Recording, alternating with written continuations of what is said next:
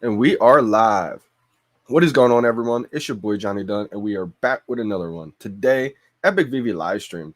We got the first time ever. We actually have an arc. So that means we got a bunch of stories coming out together with the comic books. Today, we have the Web of Spider-Man issue number 31.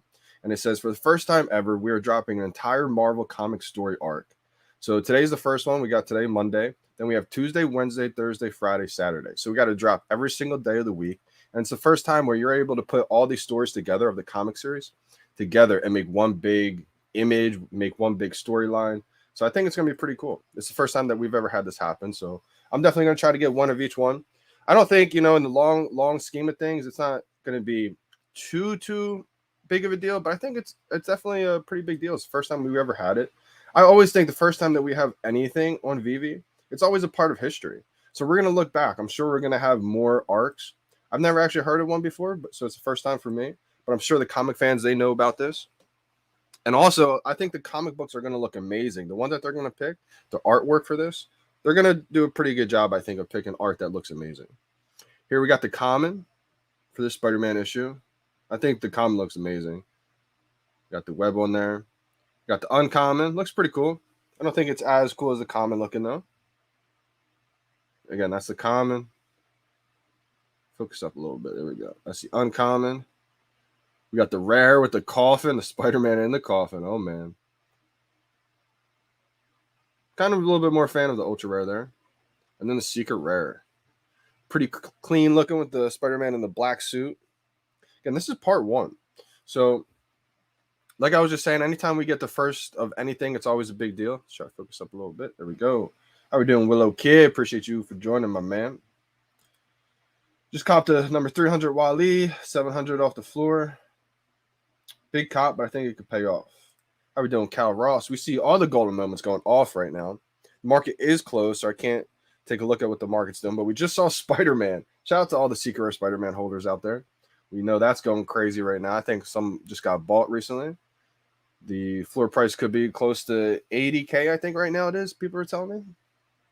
Yeah, I think it definitely looks cool. Now, I don't think this is going to be a super valuable comic alone, but the fact that you're going to be able to get them all together, that's going to be, a pretty big deal long term, because once we have the second arc, the third arc, people are always going to come back to this very first one that we had all week. So I'm sure long term that these comics could probably be pretty valuable, but I don't think it's going to be a holy grail type thing. But it is the first arc, so it's always a big deal. Let's dive into the details of this one. We got 30,000 editions, so kind of small of a run, right? We don't have 50,000, 70,000 editions, but again, it's not as limited as a 10,000 total edition run. So we got 30,000 total editions coming. The common, we got 21,000 for the common, 5,000 editions for the uncommon, 2,350 for the rare, we got 1,050 for the ultra rare, we got 600 for the secret rare. Hopefully, we land at least a couple drops today. I know it's been crazy with the drops. Everybody's been striking out. I've been striking out big time. So hopefully we get some luck in the chat today. Bless the chat, everybody. How we doing, fam? Got some new people in here. A Beast. Any tips to get the drops? Because it's been 2 months since I got a drop. Yeah, A Beast. It's been tough with the drops lately. I've been striking out. I think the last 6 times I haven't got one. And anybody who's been tuned in for a while now, they know I've been pretty good with the drops. But last handful of drops, I've been striking out big time. So hopefully we can come back and we can turn this luck around. So this is what I like to do. Obviously, it hasn't been working lately, but I like to make sure that I have no other apps running on my phone. I think that's a pretty big deal. Make sure your phone has as much power as possible just for the drop. Also, I like to go into my settings on my phone, go to your profile, go to your settings, go to my files, remove all the downloaded files. I try to make sure that no one else is also on the internet in my house. That can play a big factor. And the next thing is, do you like to spam the time, or do you like to just press it once and try to time the drop? For me personally, I like to always just time it with one tap. Here's the drop screen that we should be on right here. We got 24 minutes left. Never focuses up when I need it to focus up. All right, so that didn't really work how I wanted to. I wanted to kind of preview my drop, but didn't focus up for me. So how I think about the drops is this. Ready? When it's counting down and we're almost at 0 seconds, A lot of people just spam, right? Just keep spamming it. But I like to try to time it perfectly, meaning when it comes up as 000, you actually have a full second left. So I'll try to explain it to you. Hopefully it focuses up this up so we can see the timing mechanism. Let me get this comment out of the way. A beast. There we go. All right. We're going to act like this has 0 minutes left for the drop.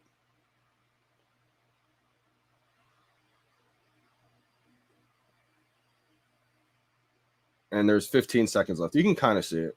Basically, what I like to do is once it hits 0, that's when I'm acting like there's 1 second left. For whatever reason, that tends to be the secret.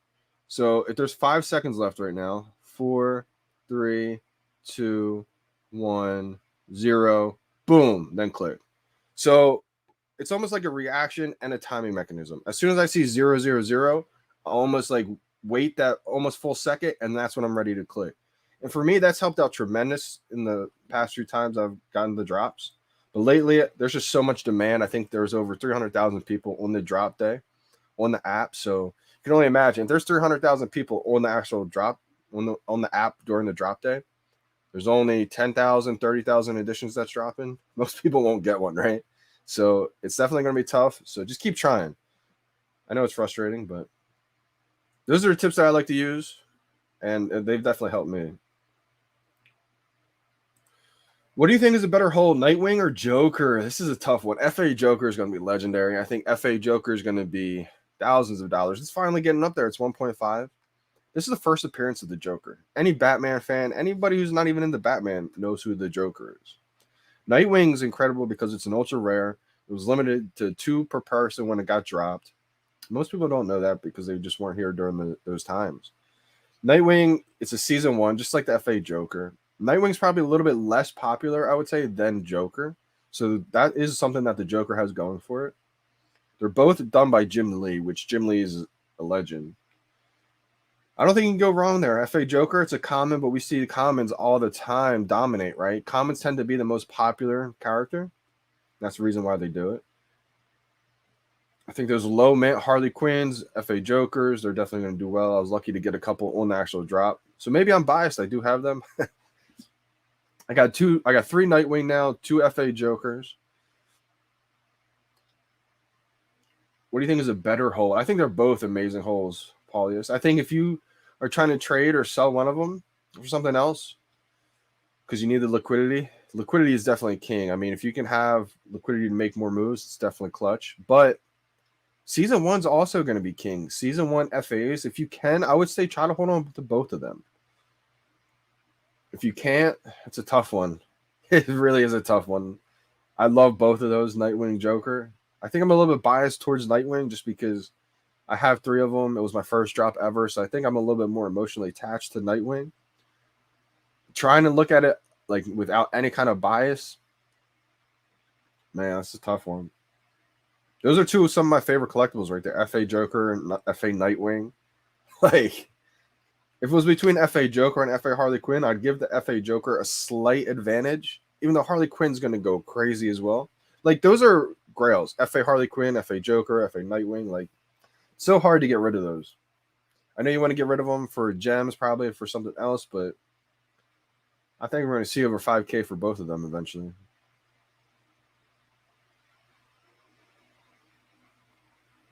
Once we sell bundles of NFTs down the road, you can sell the full set if you had it. Yeah, that's clutch. Absolutely, Willow. That's going to be huge. If anybody does have duplicate sets of anything, collectibles, even comics, we'll probably be able to sell as like a full set together one day. But absolutely, this arc of comics, that'll definitely be probably packageable for sure.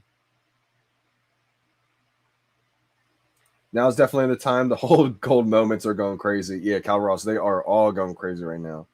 It's about time. I mean, we know the Disney golden moments were going to go off. It was kind of just confusing to a lot of us why things were just sitting there for $300 for a while. But that's what happens in a market that's not fully,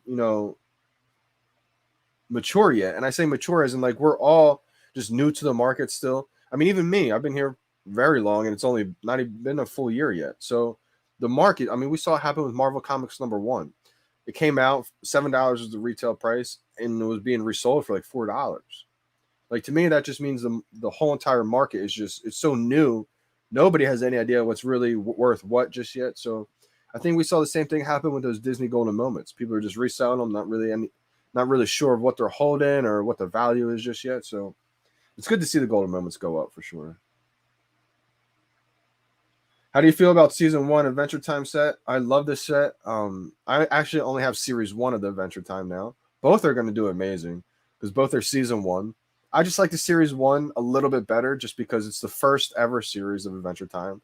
Not only that, it's the second set ever released on the VeVe app, Adventure Time Series 1. And to kick things off even more, this is what I love about it. The first set ever on VeVe was the Series 1 Black and White Batman, black and white color. The second ever set released on VeVe was the colored NFTs, Adventure Time Series 1. So Adventure Time Series 1 are the first colored NFTs on VeVe. Like, that's crazy if you think about it. Most people don't really understand that or know that or think about it, but that's a big one right there. At this point, it's press and pray gate. Yeah, that's a fact right there. We got pray gate.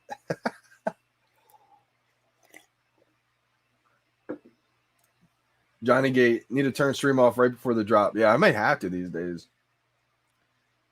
May have to. Joker's at 2K right now. Crazy, man. I didn't know Joker was at 2K. That's unbelievable. Where can we sell our stash for ETH? We will be able to sell it eventually.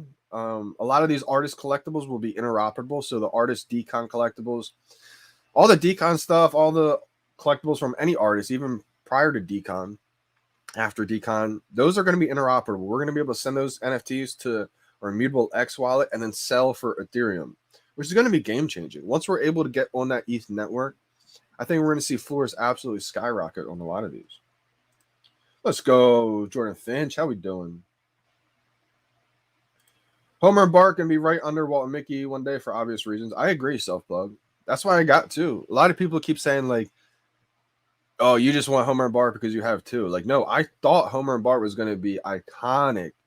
Up there, you know, not obviously with Walt and partners, but it's going to be close. It's the first ever NFT licensed by Disney that was released. It's going to be huge.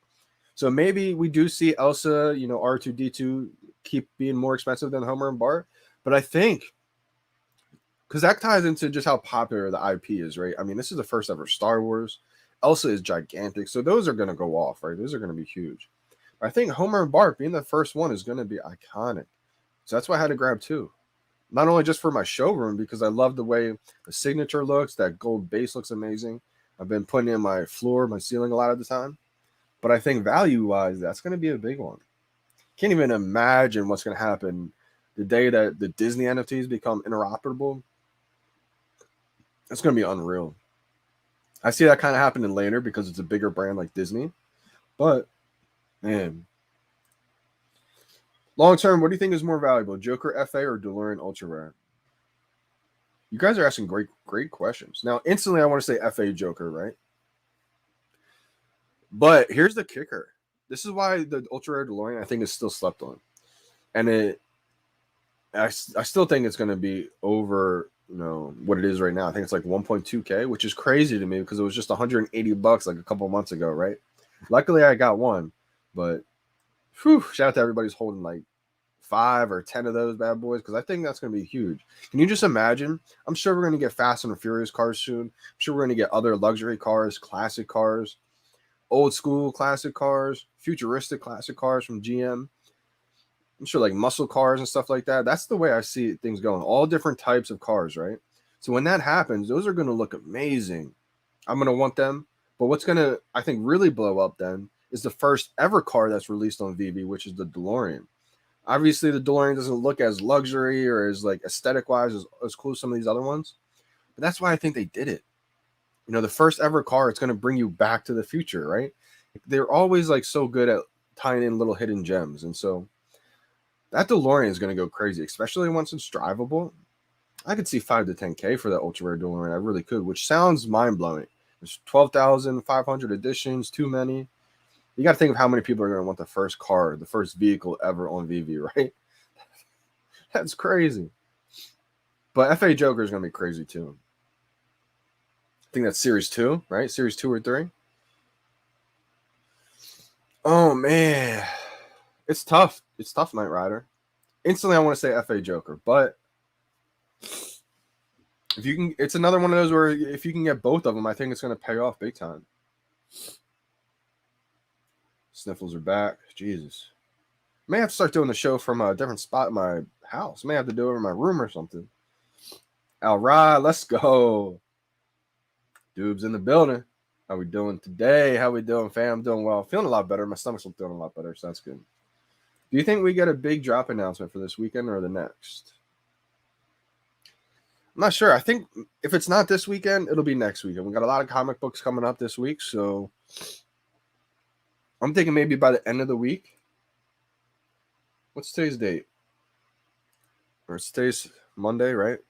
I'm thinking by the end of the week, we get a big announcement for a big drop happening next week, possibly.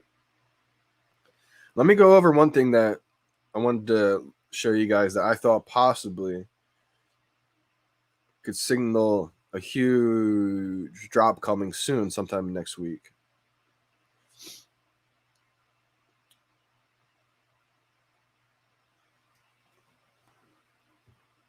Let's see.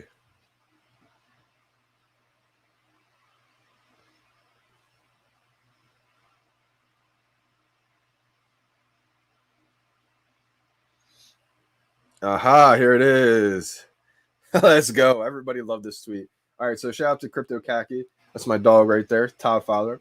He wrote, "This is what happens when there isn't a steady flow of blue chip drops. Thank you, Comey, for the break." And I mean, he's got a great point here. And then look what Alex, shout out to Alex from the VeVe team. Look what he wrote back. Tick tock, y'all. So that's got everybody thinking, does that mean the big drop's coming? We don't have too much time left. So that's kind of what I'm thinking he was hitting at. I think that's what everybody else was thinking he was hitting at. Who knows? Maybe he's just David Ewing us, right? We don't really know. So shout out to Alex. But that's kind of what I'm thinking. Maybe towards the end of this week, we get a big announcement for something coming next week. But what's your best strategy for this drop? It's just pray gate. We're going back to just praying.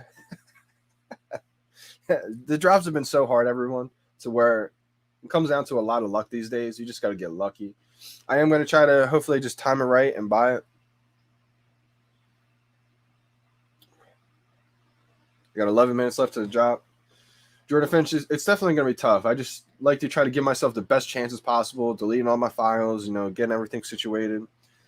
I try to make sure I have my phone, fully charged. I did not charge it last night, so that's not going to be a possibility today. It's at like 16%. I've noticed that every time I have close to full battery, my chances are a lot higher. I usually do a lot better. I don't know if that's, directly correlated or not, but Homer Bart at 1.9K was going to buy 800. Sad face. Oh, Jordan, that's a shame. A lot of those golden moments are popping off right now. Crazy that it took that long, right? They were just sitting there for not too long. Homer kind of ran up recently after that David Yu when he wrote out that's one of his favorites. It's got the signature under the base there. I think after he said that, it went up from like 600 to 800, and then now it's just recently ran up with all the other golden moments. Hopefully you're able to flip a little bit, get lucky on a drop, make some moves in the marketplace, work your way up to it. What do you think about the Powerpuff collectibles? I think that's a great one right there. I don't have the bubbles, but I think that's a great one. Such a limited amount of editions. And I only have the Blossom and the Buttercup. I like the Buttercup probably the best. I only have one of those left. But just the way it looks, I like Buttercup. Big fan of the green. But I think Blossom's going to do well. I think they're all going to do well. Everybody knows the Powerpuff Girls. And those are the only first appearances of them. So I think it's going to be a good one. I don't think you can go wrong with either of them. Bubbles obviously is the highest one. It's tough to pay that much just for a Powerpuff Girl. But if you want them all together, I mean, I'm sure there's going to be people who rent them out, right? Rent out of Bubbles for their showroom. Oh, okay, Willow. Maybe you have to mention to the team. Sometimes there's like an error or like a bug to where you can't enlarge those collectibles because usually we're able to. Like it happened with the Hawk Girl. I think Wonder Woman had a problem with it. The Decon mascot had a little problem with that. We couldn't enlarge them, and they were just like little tiny figures. I'm just gonna time it, Joanne. I've been striking out big time, but I'm just gonna keep trying with the mechanism here. How we doing, Justin Torres? How we doing, fam? R2 hit 5.4K this morning. Wow, that's crazy. I was busy grabbing up all the sets. I wasn't able to get duplicates of a lot of them. I was only able to afford a duplicate of the Homer and Bart and the Walt. Not too mad about that one, though. Why Homer and Bart price higher than the skateboard? Being skateboard has a lot less mints. You think this will fix itself over time? This is a great question. I'm glad you brought this up, Crypto Dizzy, because this is kind of the discussion that's going on in the community right now. Homer and Bart, I believe, is the common or the uncommon, and the skateboard's the rare or the uncommon. The skateboard is the higher rarity, it has less editions. But this is what I think we're going to start to see over and over again. So the commons tend to be the more popular item. We see it with Wonder Woman. We see it with Todd Batman. We see it with Harley Quinn FA, Joker FA, Elsa, Homer and Bart compared to the skateboard. I'll go over this. Now, I'm not surprised that Homer and Bart flipped the skateboard because even though the skateboard has less editions, Homer and Bart is iconic. It's more popular. Everybody knows Homer and Bart compared to just the skateboard. So the reason why David does this and the VeVe team and I believe it's David and Dan who make this decision. Shout out to David and Dan. The reason why they do this, I believe, is because they make the most popular item the common, because the one with the less editions, the ultra rare, the rare, that's already going to have built-in, built-in scarcity, built-in some kind of value because it has scarce editions already. If they made the most popular item that scarce limited edition and the unpopular item the common, it would make the common so much less valuable because then everyone's going after the ultra rare or the rare because of how popular that item is. They want it, and it's the more limited item, making that common just not valuable because it's unpopular and it's the least, it's the worst rarity, right? So the reason why they do that, the Marvel Comics #1, the original cover is the common, not the secret rare. They do all this stuff because they want people to get their favorite collectible or favorite comic. So I'm not surprised that Homer's actually flipped the skateboard. I think we're going to start to see that over and over again. We're going to see the more popular one flip the rare one. But here's the thing. It's not going to ruin the value of these scarce cover arts or rare collectible, ultra rare collectible, because a collector, he's going to get that common, the one that he really wants. Maybe it's that low mint common, but he's also going to go after that secret rare, ultra rare, rare that has less editions. He's a real collector is going to get the whole set. So I don't think it's going to impact the value. It's not going to decrease the value of these secret rares. I think it's just going to increase the value of the popular collectible comic, even if it has more editions at the time. Spiderman going to 10 mil. MBZ, let's go. And 100 mil. I'm not sure, bro. I've tried an AR also and it gets so big. Weird. Yeah, it might be a bug, bro.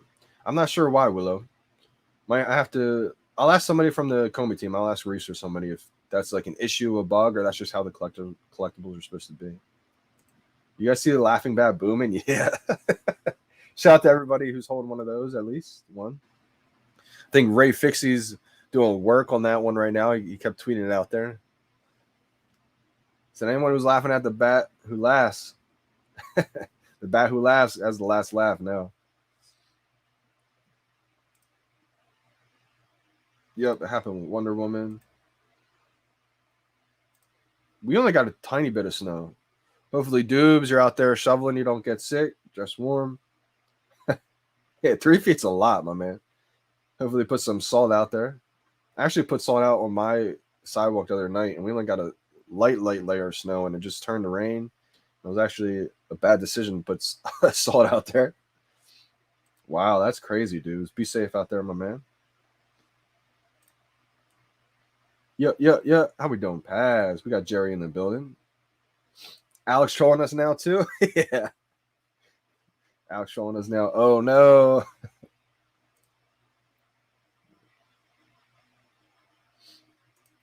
I don't know if all of these are going to count as a set. It's interesting to see what they do. I got a feeling eventually over time they will count these, like all the cover arts and stuff like that, as a full set. Maybe I'm wrong. Maybe they won't, but I got a feeling they might. Anyone struggling with the app? I've tried 2 services, but won't connect. I'm on the app, my man Robbie. I'm not sure if anyone else has an issue. Drop a like for JD. Fam, my man. Appreciate you big time liking the video. Some might be selling a lot for that. 3 minutes to the drop. I wonder when they're going to drop that Monopoly Man by Jermaine Rogers. It looked animated as well. Wow. Could you imagine that? I think it was actually the Monopoly guy was by Ron English, not Jermaine Rogers. I could be wrong on that, but I'm pretty sure. But yeah, that looks amazing. I can't wait for that. Maybe they'll drop that. If they drop the Monopoly game, we can play in like augmented reality or something. That would be amazing.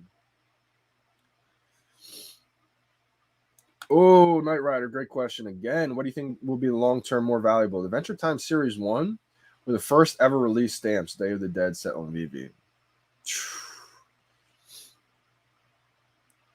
I will say all Season 1 stuff will be crazy expensive. So I think Series 1 Adventure Time will go bananas. But the first of everything will go crazy. These first Day of the Dead stamps are going to go crazy too eventually. It's just going to be like we wake up one day and the ultra rare is 1,500 or 1,800 or 2K. And, you know, the uncommons are up there. The rares are up there. The thing that surprised me about those stamps, I have a couple of the uncommons that I was buying close to like $100 range because the commons were more expensive than the uncommons. And in something like the stamps, you know, if something has a different pose or a different character or something like that, I could see why a common may flip it, or like a different cover. But the common stamp is identical to the uncommon stamp. I guess, you know what, the only thing that's different is like one's day of the father, the mother, the son. So I guess maybe that's why. I'm not positive. But I thought the uncommon has a lot of opportunity because the uncommon is less than. It's cheaper for the uncommon than the common right now. So when I buy more stamps, I might go for the ultra rare and some uncommons. You see Gary V, yeah. You see Gary V video showing his mutant comic saying it will be NFT'd. Yeah, that's hilarious. Shout out to Gary V if you're watching, my man. Maybe not, but if you are, what an inspiration you are, my man. And Gary, man, I can't wait until you're in the VeVe fam. I got a feeling, my man, once we're all on ETH, you're gonna be coming out promoting VeVe or something like that. Who knows? Maybe not. But I think so. I think there's something coming for Gary. Ghostbusters car. Hey, yeah, absolutely, Willow. You got a minute 7 seconds for the drop. I like the Ghostbusters car. I believe that's a GM car. It could be the first. It's not licensed by GM, but I believe that car is a GM car. So that could be like the first one from GM. Ooh, I like this move. Sold my Iron Man yesterday and got an Elsa. I like that, Jimmy Bob. I think Elsa's going to go crazy. Got 40 seconds to the drop. Elsa just looks amazing, too. I think all the golden moments are good, so you're trading gold for gold, but I think it was a good one right there. I think Elsa's probably a better bet than Iron Man, I would say. All right, guys, 25 seconds to the drop. Let's go. I'm going to record it. Backing out one more time. Come back in. All right, 10 seconds, everyone. Pray gate. Good luck. Good luck. 7, 6, 5, 4, 3, 2, 1, 0. Bye now. If I didn't get this, oh my God, I got it. Oh my God. Oh my God. Oh my God. Oh my God. Oh my God. I got it.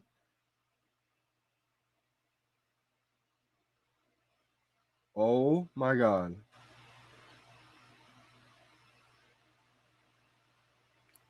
I was going to say, guys, if I didn't get that, my timing was so on point right there. Wait till you see this video.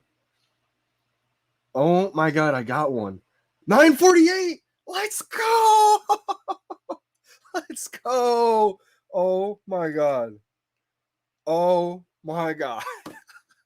Oh my God. Oh my God. Let's go. Did anybody else get one? That's unbelievable. Oh my God. Jeez, JD.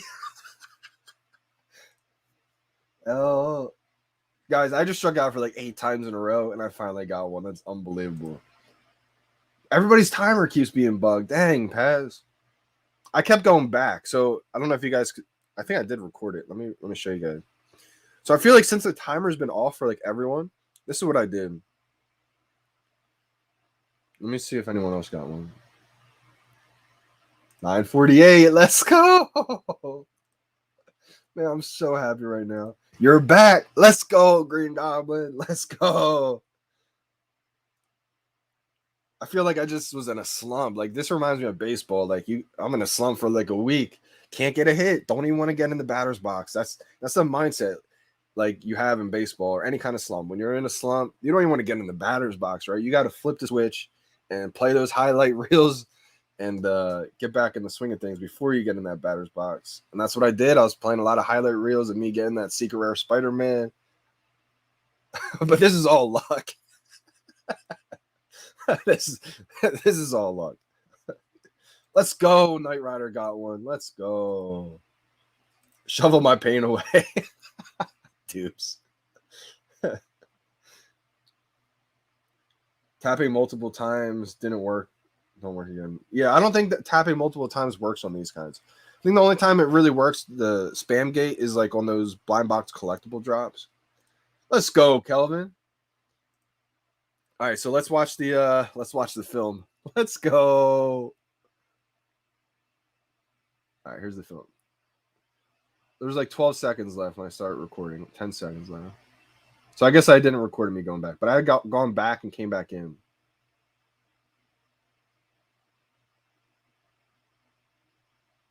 Like, look how quick that click was.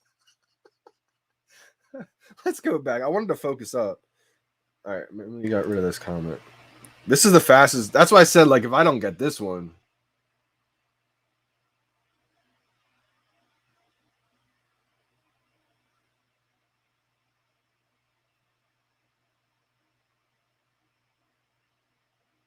Like, I clicked perfect timing. Like, I was probably the first one.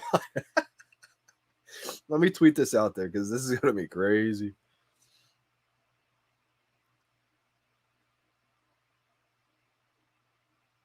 Let's go, man. The slump is officially over. Let's go. Praygate, baby. It was Praygate. Let's go.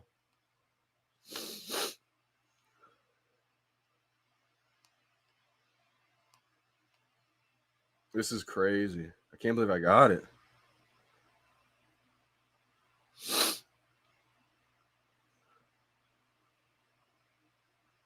Three, two, 1, 0. Click.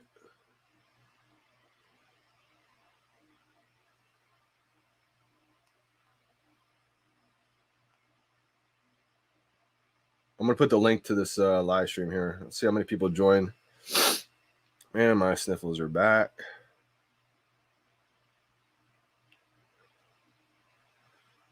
Rancher's tweet. I'll get back with you real quick, fam.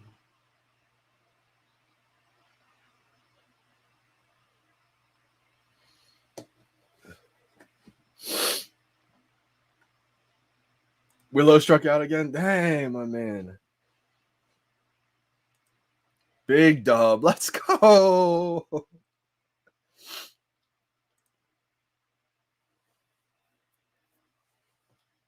Wow, so the buy now jumped. So interesting. Like the whole button moved on you? Usually on these the buttons don't move, but sometimes this is my first 3-digit comic I may have hit on the drop ever. I don't think I've ever got a 3-digit on the actual drop. Man, my nose is like clogged but running at the same time. That was bot level speed. I think it was faster than the bots. Let's see what comments say. People are going to be blown away how quick this was.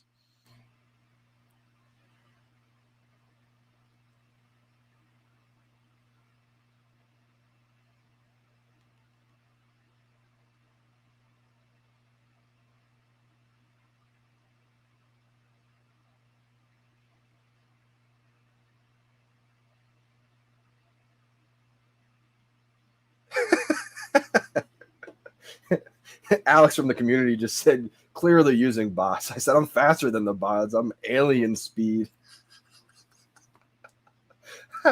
This is amazing. Peace out, dudes. Appreciate you big time for tuning in. You know, don't hurt yourself shoveling the snow. Your back may be hurting for a while. Your hamstrings are tight. Probably haven't been out there working. So, you know, just stretch it a little bit. And when you get done shoveling some snow, definitely stretch your hamstrings. Your lower back may hurt. Yeah, I'm going to stay alive to the delivery. I'm going to stay alive till the marketplace opens up for sure. Big time. I feel a lot better today. The last few days, my stomach has been absolutely killing me. I did not want to stay alive at all. The more I talk, the more it hurt. Let's go, man.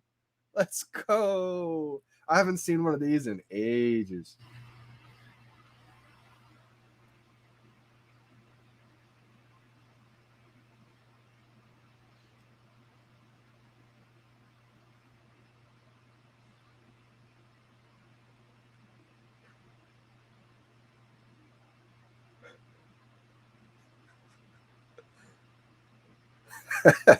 My confidence was completely shattered for a couple weeks. What if you do if it's a secret rare? Oh my gosh, if it's a secret rare, I'll lose my mind. If I get a secret rare, obviously secret rares are better than commons. I'm just kidding. Oh man, if I get a secret rare, man, it's gonna be a tough choice. Ooh, man, I need the gems bad, but I'm such a collector to where I may just end up keeping it. I haven't had a secret rare or a drop yet, and I feel like these comic books. Obviously, I don't think it's going to be that valuable in itself, but imagine if someone was able to hit a drop every single day this week, and they have every comic book originally owned. Then that's a pretty big deal, but I don't think that's going to happen, obviously. I don't know. I may sell it and just buy back a common if that's the case, if it's a secret rare. Let me look at it. There's 600 editions. The secret rare is probably going to be... I don't absolutely love that cover of the secret rare. I'm a big fan of the ultra rare. I like the cover of the coffin. And it's a low mint. I'd be cool with the low mint common. Just buy the cover the way it looks. If I get a low mint common, I'll probably keep it. Actually, I know for a fact I'll keep it. If it's a low mint secret rare, oh my gosh, I keep forgetting it's a 3-digit. Wow. That could be a lot of money right there if it's a secret rare 3-digit. Could you guys imagine that? Oh man, then I'm in a tough decision. I got to start thinking about it. I'm definitely going to think about and plan 20 minutes before the market opens. Because this is what I mean. This is why it's so crucial to come up with a plan. So right now, if I just don't think about what I'm going to do when the market opens and then I think about it, I'm probably going to make the wrong decision because it's fresh in my mind. I haven't came up with a plan. I'm going to make the wrong decision and I could lose money because what if the secret rare starts out at like, say, 1,000, maybe 1,500? And I like debate, I'm not sure. Then it dips all the way down to 600. And then I'm like, okay, let me sell it. And then you just lost out on like 700, 600 bucks. If it was like 1,200 bucks to start out. I said 1,500, but I don't know if it's going to start at 1,500. So that's why it's just important to have a game plan because if I know right away, if I'm going into the market to sell the secret rare right away, as soon as it opens up, I can boom, sell for the highest price possible. And then if it dips, I can keep the gems or maybe buy back cheaper. Ooh, so if it's a secret rare 3-digit, I'm probably going to list it right away in the market for a pretty expensive amount just to see if anybody buys it. Because if no one buys it, I'll just keep it. It's another secret rare 3-digit. I'll just keep. A lot of Master Collector program points. Like the 3-digit Darkhawk. Shout out to Sean, man, from Comics and Crypto. Talked to him a little bit when I got the 3-digit secret rare Darkhawk. I got it for so cheap. I got it for below what the or just above what the floor was at the time, like 500 or 550 or something like that. It was super low. I think it's below what the floor is now. And so he talked about how that's like almost 10 Master Collector program points right there a day in just one comic. I think it might be 9 maybe because it's a low 3-digit secret rare. I think it's about 9 points maybe. So that's my game plan. If I get a ultra rare or a secret rare, since it's 3-digit, I'll probably list it in the marketplace for pretty high. Get the gems, buy back a common for cheap. Because I just like the cover art on the common. If I get a 3-digit common, I'll just keep it, probably.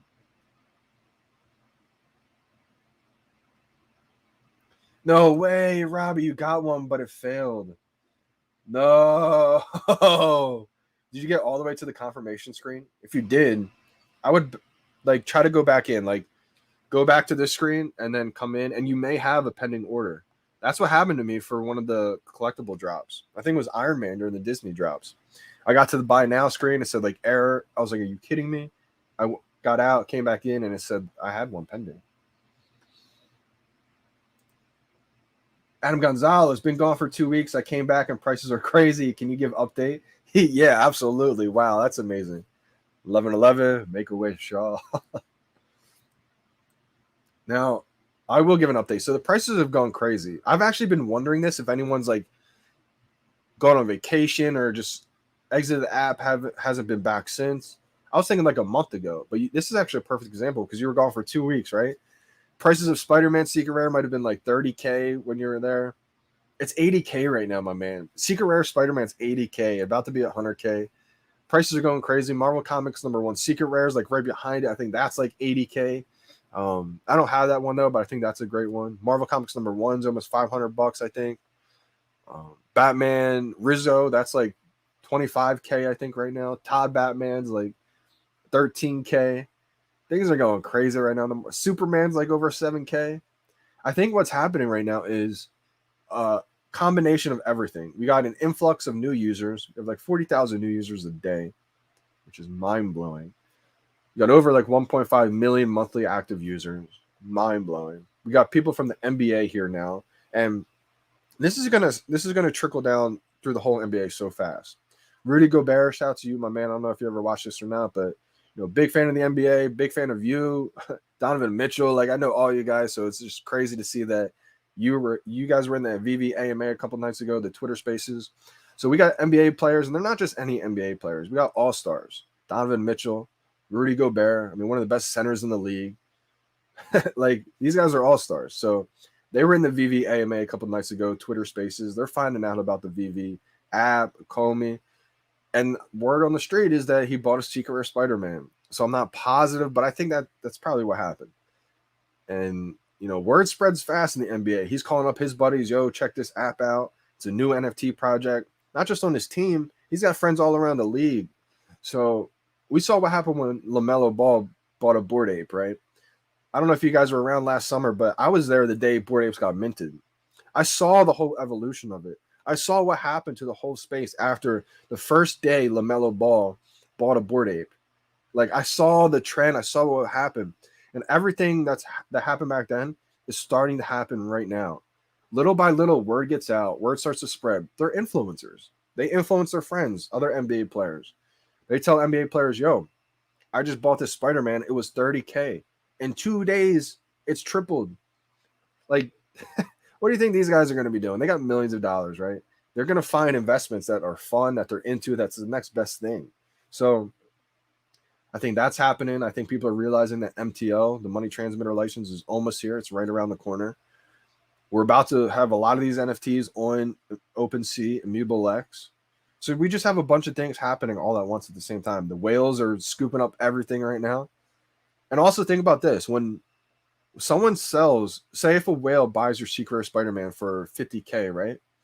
That means you have 50,000 gems now in the VeVe app. Most people aren't just going to hold on to those gems forever. Most people are reinvesting those gems now into a whole bunch of other collectibles. Then those skyrocket. So that's what we're seeing. We're seeing kind of a compound effect, I think, on the entire market. I got to see for some responses on this one. Let me go see some responses on what people are saying. Congrats, bro. I'm not 0-7.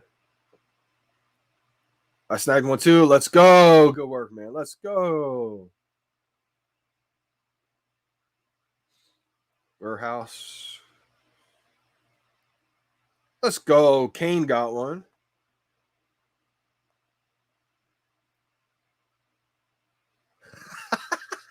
Shout out to Crypto Shank. You are a bot. Your YouTube live is a hologram. I am certain of this.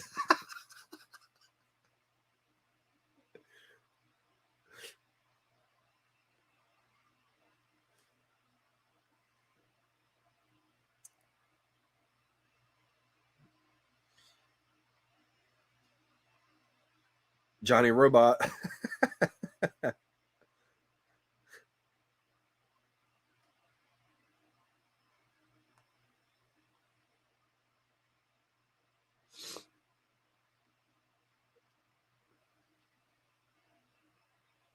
Slump Buster.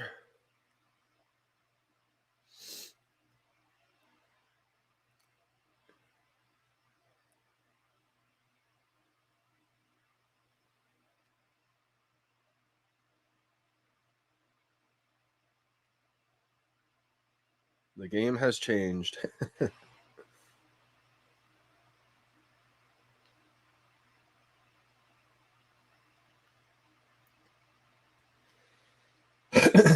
Yeah, I'd be keeping that. It's the easiest 9-digit point, or it's the easiest 9 points ever. It really is, Gio. It's like that's the reason why I delisted my Darkhawk 3-digit. I had it listed for like 6K, and I was like, you know what? I would actually rather have the daily accruing points for this comic every single day, than the thousands of dollars. Because I love that cover art so much. It's one of my favorite cover arts, the Darkhawk Secret Rare. And obviously, Darkhawk is not like the most valuable comic yet, at least. But so that's just why I delisted. If I get a Secret Rare for this one, excuse me, I'm gonna list it for expensive. You know, I'll list it for like 15K. See what happens. I'll buy back the floor and go from there. Any rebounds, fam? I mean, I'm sure there are rebounds, Kelvin. Let's see. When's the next one popping up? You got 2 more minutes at the 20-minute mark. It's 11:18 Eastern time for me. So in like 2 more minutes, I think you'll get a chance. I did, Saggy Dot. I got one. First time in the longest time I got one today.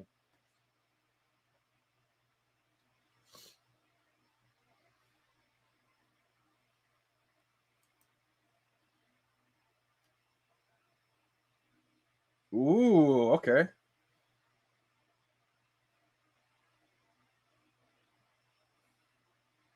I think the common Steamboat Willie Lomit is going to be a big deal. Now you want to sell that to get back in the Mickey hat? I would try to do this. I'm a big fan of the low mint comment on that one. But if you want both, you could do this. You could sell that low mint, buy a floor Mickey hat, because I think a floor golden moment is going to be, you know, not just as valuable as a low mint, obviously. But I mean, sometimes it's just better to get a floor iconic collectible, right? As opposed to paying premium for that low mint iconic. Sometimes these collectibles are going to be so iconic, it's just going to be good enough to get at least a floor one. So I think if you can get a floor Mickey hat golden moment and then somehow get a floor Steamboat Willie common just to get one back, I do think the low mint common will be super, super valuable. So I would try to at least get both. If you really want that gold Mickey hat, maybe you could sell for a gold Mickey hat and buy back a floor Steamboat Willie. I'm 1 for 8 this year, but still love VeVe. Yeah, Saggy Dot. This has been a tough year already, right? I think it's going to show that the new drop system could end up being beneficial. I was actually kind of against the new drop system.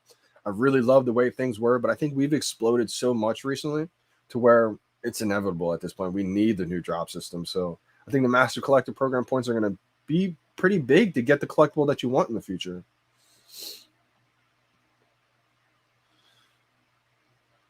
Wow, yeah. I have Disney Golden Moments, and they're up 1K plus. Wow, huge. The Golden Moments are finally getting its turn right now. I think we're going to see the next few days Disney Golden Moments even get more expensive. We did get a little snow last night. I actually put salt out on the sidewalks and everything like that because it was coming down. And I looked at the weather forecast and said like 100% precipitation still coming down for the whole night. So I was like, wow, I got to put salt out there. I did. And then as soon as I put salt out there, the temperature started to warm up and it turned to rain and everything went away. And I was like, are you kidding me? So I guess I didn't look at the weather too far into detail to realize that it's going to warm up and turn to rain. Like, so only a little bit of rain, snow. Yo, hopefully that helps you with the update. People finally learning to hodl. I agree. I agree. People are learning to hodl finally. It got delivered. Let's see what it is. Oh, it's a common. So I'm just gonna keep it. Let's go. If it was a secret rare, I was definitely gonna list it for sale. But you guys know me, my 3-digit low mint commons. I'm having trouble focusing up. There it is. Man, that looks awesome, doesn't it? Like, another reason why I love the low mints is because we're going to be able to display our comics and collectibles in our showrooms with our mint numbers displayed. Think of how big of a stunt that's going to be. If you don't think it's going to be a stunt, then you're not understanding what this is. I mean, think of the blue check mark. That's a huge deal, right? Think of what the VeVe OG badge is going to do. That's going to be a huge deal. The same way, you know, putting all these badges on your profile, when you're showing off that's going to be a big deal. It's just how it is. It's that social currency. Dwight Howard needs a dunk over Superman. Can you imagine that, Willow? That's kind of been like what everybody's manifesting right now. Can you imagine the dunk contest 2022? Dwight Howard dunks over Superman, and it's an augmented reality, and we see the VeVe app. I would literally pass out. Like, it would just be unreal. I'd be going insane. Ooh, okay, Adam. And Adam, you're asking me some good questions too. If you have my Instagram, Johnny Dunn 7, or Twitter, Johnny Dunn 777, you can always DM me. And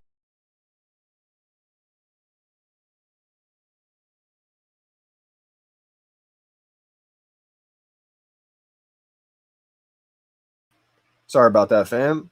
Hit the back button by accident on my mouse. All right, so appreciate you for staying live, guys. So this one, what was I saying about the? All right, so if you got any questions about certain comics, certain collectibles, you can always DM me, and I'll definitely answer your questions. But for this one, Adam asked, what NFT on VeVe that's sub 1K that has potential to 5X?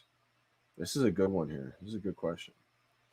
Now, there's some cheap ones. Originally sub 1K, I would have definitely said FA Joker, FA Harley Quinn. Those were still sub 1K just a few days ago. Man, and they're running away now. I would have said Homer and Bart, but that's over 1K now. I'm still big on the Cover Girl series. I only have one of each now. I got rid of a couple duplicates to reinvest in some others. But I still think Catwoman's a great one. Batgirl, I think that's a great one. Mara's going to get its due time too, not because of the popularity, but just because of how scarce it is. That one's going to go up a little bit, but I think Catwoman could continue to flip that one. Batgirl is going to be huge. Everybody knows those two characters, so I think they're going to be huge. But also a lot of the ultra rare comics, I think. I'm big on the Doom ultra rare comic. I was trying to pick up a second one of those. I just had 2 ultra rare Journey in the Mysteries. I'm letting one go, but I'm going to hold the other one for a while because I see that one going up big time. And the reason why I'm big on these ultra rares is because the secret rares are already thousands of dollars. And we see this time after time after time. The ultra rare will follow the secret rare. If the secret rare is going up to 10 to 15K, but the ultra rare is still under 1,000, you got to think eventually the ultra rare is going to catch up. Not catch up, but close to it, right? If the secret rare, like we saw with the Marvel Comics #1 secret rare was at like 30K, and the ultra rare was like less than 1,000. And people were like, "What's going on here?" Eventually, people smartened up, got the ultra rare, and now the ultra rare is climbing. Same thing happened with the secret rare Spider-Man. Secret rare Spider-Man was like 30K. The ultra rare was like 1K. So people start buying the ultra rare, realizing the ultra rare is going to increase in value as the secret rare increases. So I think a lot of these key comic books, I'm big on the Doom one. The ultra rare, I think that's going to be, it's easily going to go over $1,000, less than 1,000 right now. I mean, I probably won't have time to pick them up because I just said it. So, but yeah, I only have one of those. I would love to get more, but those key comic books, like the Holy Grail comic books, the ultra rares, I think there's a lot of room to grow in them. Orange Bag Lady in the house. Let's go. How we doing, fam? How you doing, Dunny? Doing pretty good. Got a drop today, so definitely feel blessed. I haven't got one in the longest time, OBL. Last time you tuned in, I think I was doing great with the drops. I think I was getting almost every single drop at that point, right? But I think the last 8 drops, I've been struggling big time. I haven't hit one. So my confidence has been shattered lately. I came into this drop like, oh, great, another drop. Not even going to come close to getting one. But I tried to turn that mindset around a little bit right before the drop. Tried playing some highlights in my head. I got lucky. I got one. I was so surprised. I got a 3-digit common. So pretty happy with that. How are you doing, though, fam? How is everything? How's the new Oculus doing? How is that?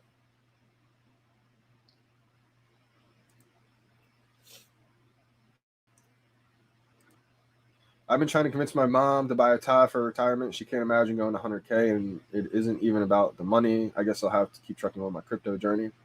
Yeah, MBZ, it is tough to get someone to pay, over 10K, especially someone new coming into this space right now. But just like Crypto King said, tell your mom to invest in Omicoin instead while it's cheap. This is actually a great suggestion. Obviously, Tide, not just for the money, but to be like that VVOG, right? I mean, you don't obviously need a Todd to be the VVOG, but having a Todd McFarlane does kind of signify that you were here early. You were able to understand what this was early to really hold on to one. But if you don't have a Todd, I mean, Omi right now is definitely, I think, a huge play. I think if she loads up on Omi, I think she'll definitely thank you later in a couple years.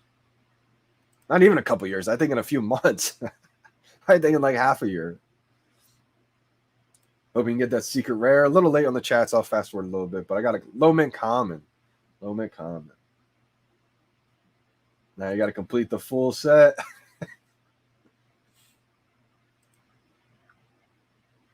They're definitely gold for a reason. What's up, Pioneers? Jay Kill in the building. How we doing, brother? Let's go. Josh got a comic. I feel like, Josh, you haven't got one in a while, right? That's awesome that you got one. I will buy all this drops in the market. VVBRFA. Now, one thing, if you're new and you're just tuning in and you're thinking about buying these in the market, I always say, now, it doesn't happen like this all the time. Sometimes it's different, especially with like a unique comic book or something that's super, super rare that drops. But oftentimes what we're going to see is when we go into the marketplace, it's closed right now, so it should be opening up soon. As soon as we go into the market, as soon as it's open, I would always say be careful buying anything in the market right away, unless you absolutely love it and you don't care if the price dips in the short term. Because what tends to happen, not every time, but most of the time, is you may open it up and there may only be 10 comic books, 10 common comic books for sale in the market. And you're like, what's going on? Why is the price so high? Why is there only 10 available? Because not everybody gets their comic book delivered right away. Some people may not even got their comic delivered yet. So as everybody gets their comics delivered, then they put them in the market for sale. Then it gets kind of saturated and you see hundreds and hundreds of for sale, and the price starts to dip a little bit. People undercut. So if we go in the market and the market opens and the common is going for, say, $500 and there's only a few in there, I would be hesitant to buy right away because I tend to wait a little bit. This is just me. You don't have to do what I'm doing. And it doesn't always work out this way. It may be different for this one since it's the first of the arc, right? But typically, if you wait a few minutes, 20 minutes, 10 minutes, hundreds will pour in there and everybody will undercut and it'll start to be a little saturated and the price will drop a lot. So that comic book that may start out with $500 with only 10 available, once there's, 700 available, the common may go down to, say, $30. So same with the secret rare, ultra rare, etc. They may dip from their current price that they first start out as. So just something to think about if you're new. Like sometimes it doesn't matter to you if it temporarily dips. Maybe you love this comic book so much to where you just want to lock one in right away. And that's okay too. I did that with the James Bond drop. Yeah, Deadpool's another great one. Storm. FA is a big characters.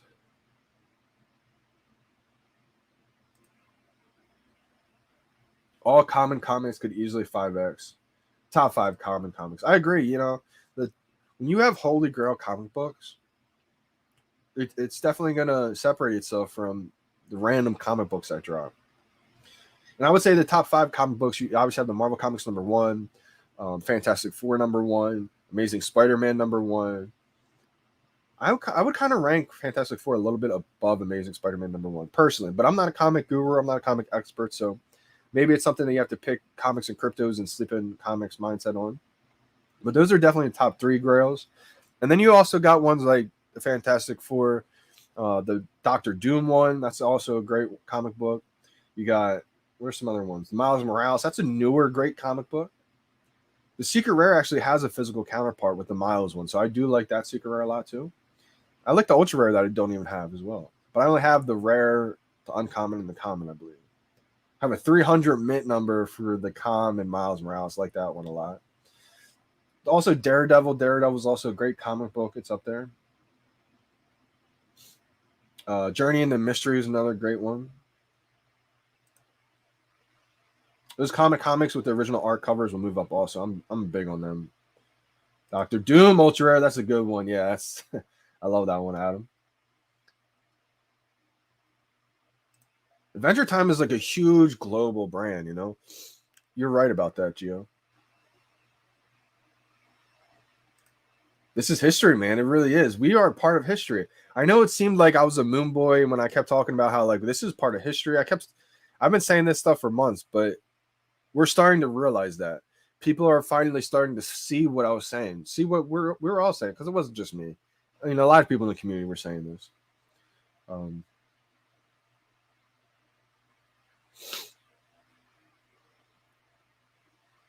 Dunn, you need to take those off. Dunn, you need to take off those. What do you mean?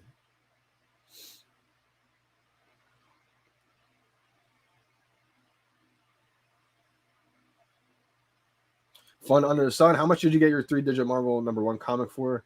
Man, I paid a pretty good amount for this one. And early December, late November, I was going around picking up all 3-digit comic books before it was like a thing. Like I think I kind of started that trend a little bit, but I didn't pick up my Marvel Comics #1. When I was picking them, I got Amazing Spider-Man #1 3-digit for like $200. Fantastic Four #1 for like a few $100. I was grabbing all these. I got all the grails besides MC1. I made a collage. I posted a picture. Like, look what I'm doing. I'm getting all these. I love my 3-digit comics, and that was the biggest mistake. I posted a picture of them all besides the MC1 3-digit, and then after that, everybody loved that collage picture because it looked awesome, and I think that gave the idea to everybody like, oh, that's what I want too.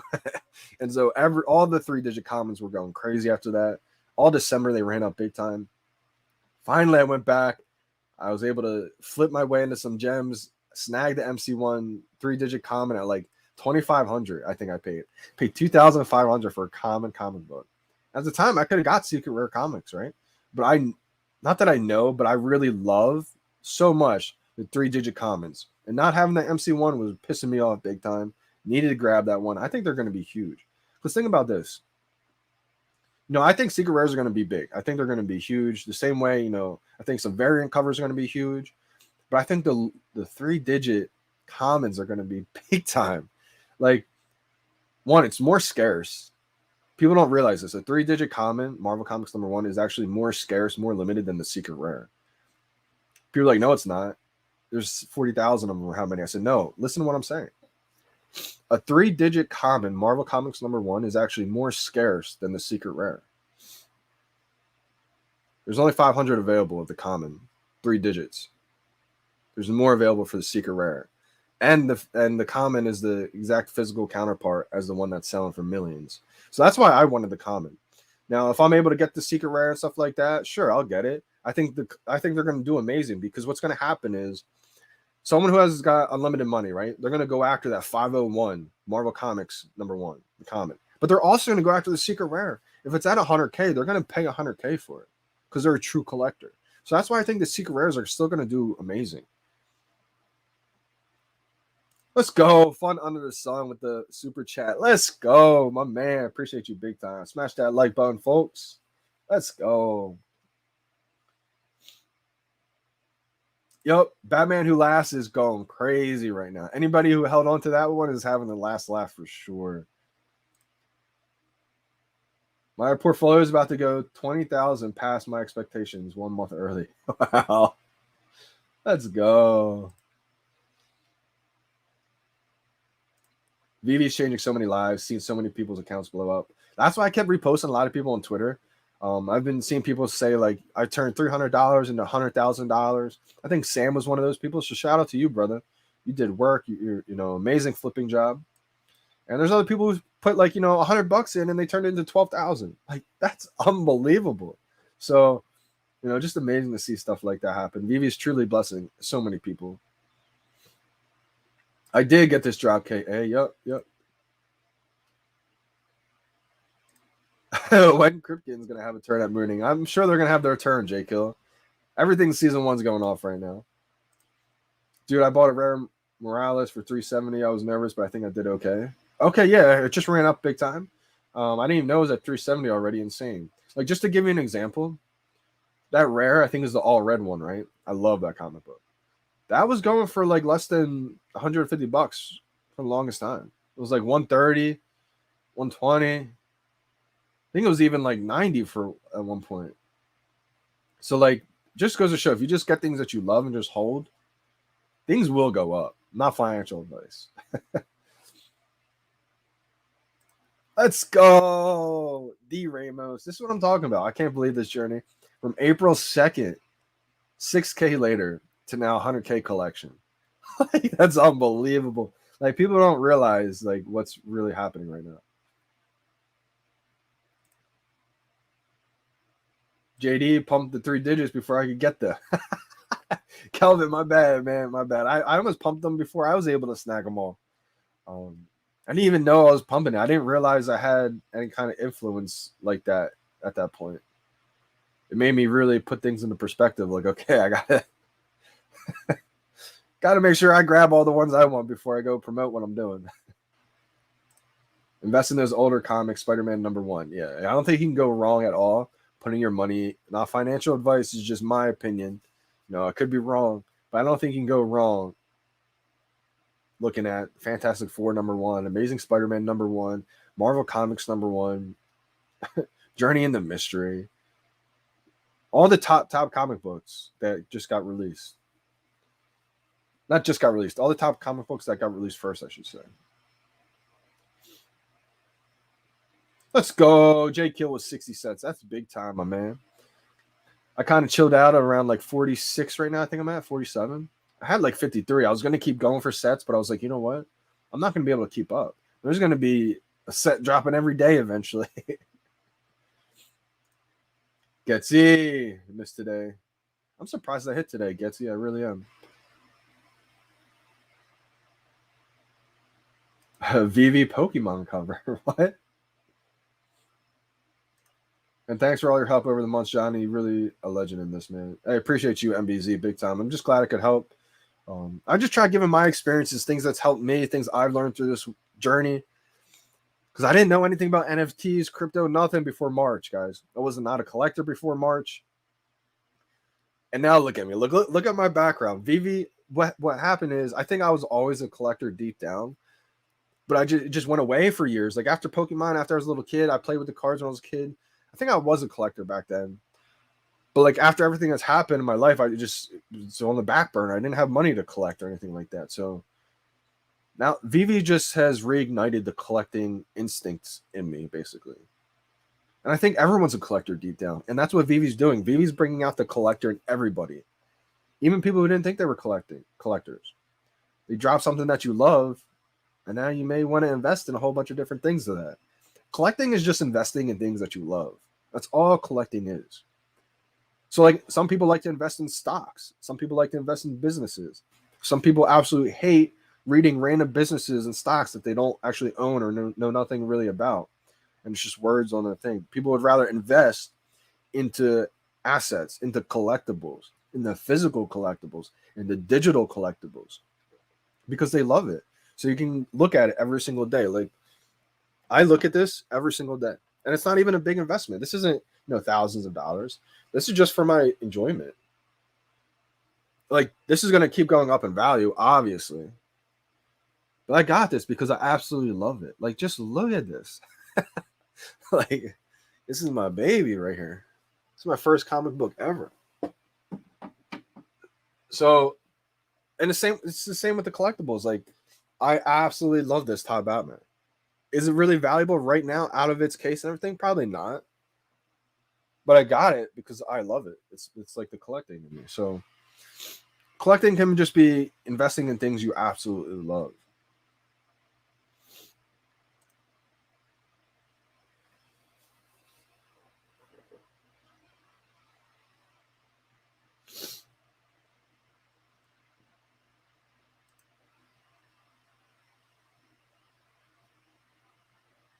Yeah, at least you got a few, right? At least you got a few.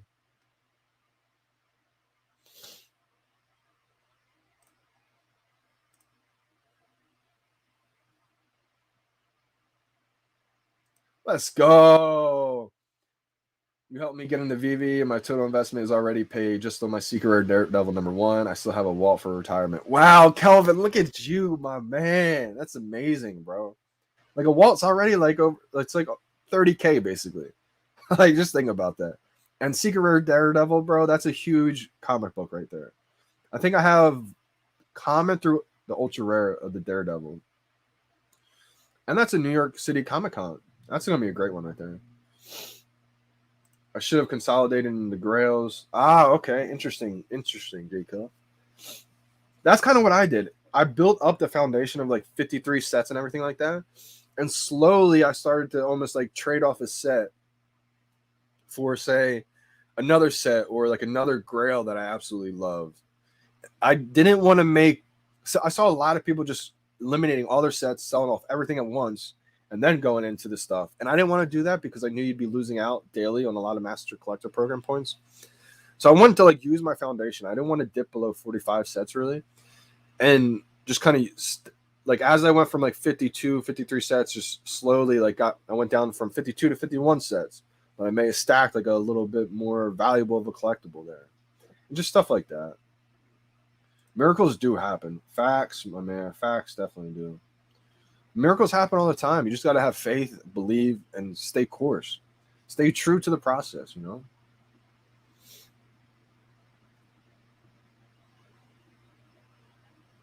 Let's go. That's definitely a great strategy, D. Ramos. Oh, yeah. Looking back, I could have just bought all Todds and no sets and be way better off. Can you imagine that? Could you imagine if we just all bought 50 Todds? That was so close, too. Unbelievable. I remember the day they sold out. Shout out to my man, Sam, man. All right, so I had like 6 or 7 Todds, right? And once I realized what this was, I just went hard on the Todds as much as I could afford. And so I was sitting at like 6 or 7 Todds, I think. Maybe 6 Todds I had. And the day they sold out is the day I learned how to get Omi. My boy Sam, man, he calls me up, or I call him up. It's late. It's like probably 2 a.m. right now. He showed me how to get my first Omi, Bit Forex, all that stuff. I knew nothing. Like I'm sitting there asking, what does spot account mean? Like 5 different times, probably like 50 times. And we talked on the phone for like 4 or 5 hours. By the time I got off, market open. I forgot about the market. Sorry, guys. By the time I got off the phone, 5 hours has gone by. And as soon as I hung up, Todd sold out. And I was like, no way. I was about to just run up the card on my Todds. All right, guys. So the common, it's going for $13. There's 176 available in the market. The uncommon, there's 66 available in the market, $24. So a lot more still have to get delivered. The rare is going for $85. There's 74 available. 45 available ultra rare is going for $225. And the secret rare is going for $985, 22 available. So pretty cheap right now. Pretty cheap. Not the most expensive comic book. I think we're going to see probably keep dipping a little bit. I'm about to move all my XRP and DOT to Omi. I don't think this is a bad move at all, MPZ. The only problem is we don't know when XRP is going to explode. DOT, I like DOT a lot. But I just see, what's going to be more of a return on investment. Omi going from 0.0075 to even 5 cents, 10 cents, compared to DOT doubling or tripling. Like, you have to weigh that. I love DOT. I love Chainlink. I love a ton of cryptos. But it's like when you only have X amount of money, like if I had millions of dollars, sure, I'm putting a little bit here, a little bit there, a little bit there, a little bit there. Because I feel like that's how diversity is, like how you save your wealth, right? How you manage that wealth. But when you only have, say, I don't know, say $5,000 to $10,000 to your name total.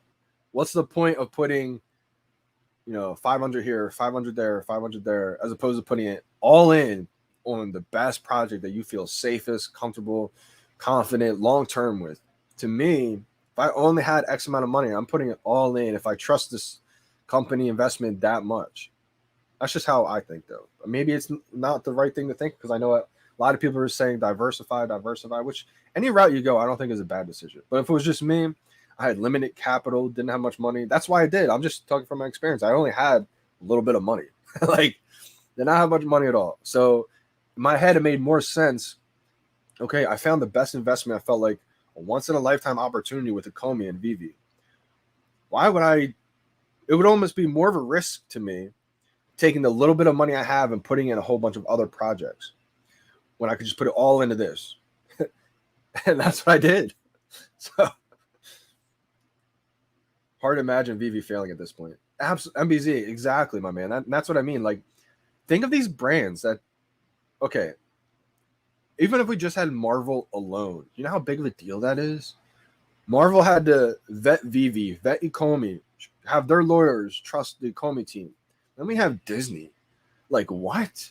And it would be amazing if we just had Disney superheroes, or not superheroes, but like Disney whatever. You have the entire portfolio of the Disney license. This is gigantic. This is insane. That means that we're probably gonna have National Geographic. Like, we have everything that Disney owns. If you want to see a list of what Disney owns, just look it up. Say, what does Disney own? And Google it. You will be mind blown. I got 1.5 mil OMI when it was at 0.003. Then starting the first Marvel news spike, I started selling for profits and buying VeVe NFT comics on the way up. I still have 200K OMI and 300 plus collection. Let's go. D. Ramos, that's pretty risky, selling the OMI. But I think a lot of people did that. A lot of people sold the OMI for more collectibles because they saw the collectibles just skyrocketing, right?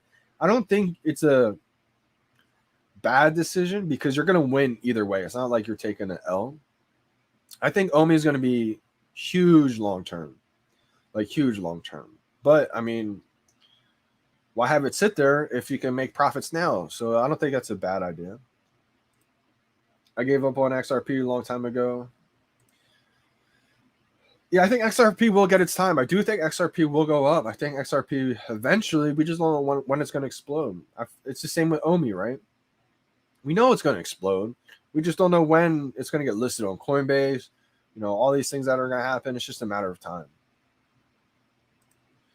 Wait, do you also invest in other cryptos, JD? So not really. I don't have the money to invest in other cryptos. If I did, then yeah, I would. There's a lot of cryptos that I do like out there. Once I start getting into this whole space, it blew my mind, and I did so much research. So I feel like I haven't left my house since March, really. Crazy times. I just feel like the return on investment of OMI is going to be bigger than any other crypto out there. So the hard part is the timing, right? We don't know if these other cryptos are going to explode first and then OMI, or is OMI and then these other cryptos, because yeah, if you could time it, then absolutely, put it in this crypto stock, let that run up, take those profits, put it in this one, let that run up, take those profits, then put it in OMI. But like, you're trying to time too much, I think, when you're doing that. Maybe if that's your strategy and that you like that, then go for that strategy. You can make a lot of money doing that way.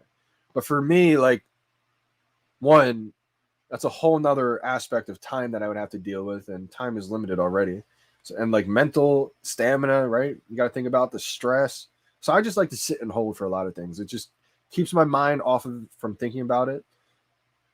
It's almost like the same reason why Zuckerberg, all these, what's the other one I'm thinking of? Steve Jobs, why they would only wear the same shirt every day. It eliminates choices because you're thinking about so many things all day, every day, making decisions. You have to like free your mental space. And so like, if you're making decisions about what shirt should I wear today, you're just like clogging up your brain space almost. So that's why those guys wear like simple white shirt every day or black shirt, whatever it is, because when you have to think about so many things, you want to eliminate as many things as you don't have to think about. So like, that kind of goes into the reason why I don't like to day trade or time the market or anything like that. I found my project that I love and that I absolutely have the most confidence and faith in. Whether it takes a year, 6 months, or 3 years, 5 years, I don't know how long it's going to take, but I know it's going to get to where I envision. So I'm just holding. That's my strategy. It works for me.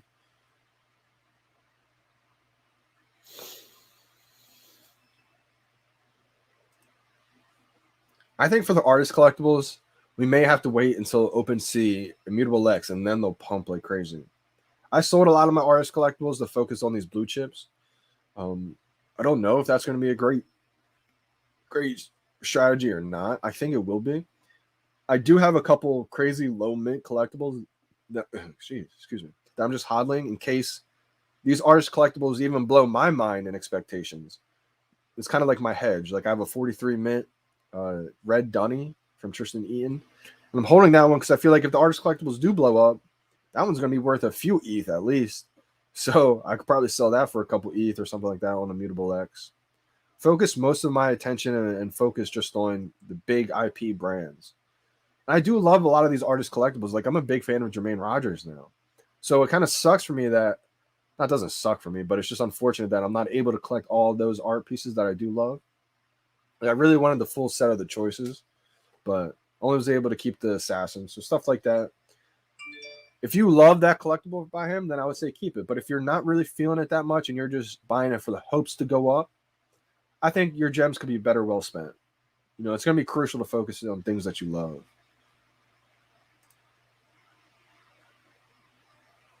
Never give up on XRP. Yeah, Crypto King, I think XRP will get its time for sure. Like I said, we just don't know when. We don't know when it's going to boom, but I think XRP will boom.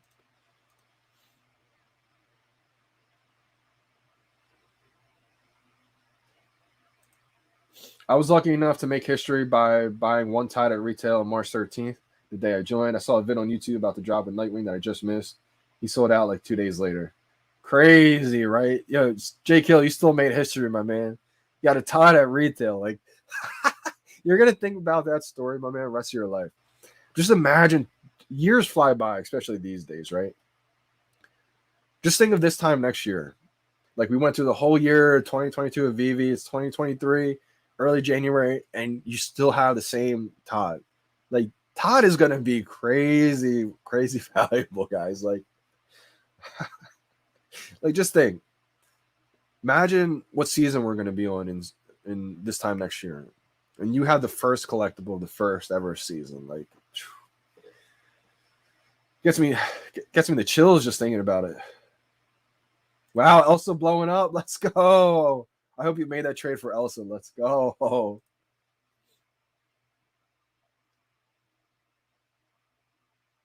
That's kind of my thinking on it, MBZ. Exactly. Like XRP is tied in with the banks. The banks are not going to lose out to the whole crypto boom, right? Like they're just not. So that's why I got faith in XRP. Like these banks control the world, so they're going to get in. It's just how they're gonna get in, like how they're gonna organize it, set it up to benefit them. Like that's what I think they're working on right now. And they're gonna probably win that case, and that's how it's gonna go. Knight Rider, how much OMI do you have? He's asking. So I hate to really talk about how much OMI I have, but I don't have that much, so I don't mind talking about it. I do have 1 million, so it's not crazy. It's like 1.1 mil, but that's just because I went all in on the VeVe app since March. Now, short term, I think that's a blessing. I think that's a great thing to do. I don't know how that's going to work long term. I think these blue chips that dropped in season 1, 2, and 3 are going to be legendary. So I think people are going to be spending a big bag of OMI to buy these blue chip collectibles. So I think it will work out. But I definitely am going to try to keep stacking OMI. I want to at least get to 2 milli. I have like 1.2, 1.1 milli. I'm just so fortunate to be over that milli mark. I started out with like 30,000 OMI, got to 100,000 OMI, 200,000 OMI, and I was like, I'll never get to 1 million. Like, I don't have money.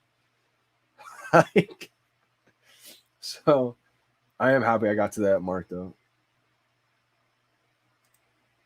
Every time I get close, he pumps again. See, that's insane. Like, usually when things pump, right, they retrace, then they go back higher. But it feels like when things pump, they just like stop. Okay, here's a new floor. then they pump again, then they just stop. Here's the new floor. Like there hasn't been too much of a retracement with a lot of these. Still waiting on delivery. Good to know. Good to know. So a lot of people I think still are. Let's go over the market prices again. Yes, a lot of people are still waiting on delivery. There's only 200 commons in the marketplace, and the floor is $11. Well, really $15. There's 83 uncommons available in the marketplace. $12. Well, really $21, it looks like. 76 rares in the marketplace, $98 now. 33 ultra rares in the marketplace for sale. Load, 240.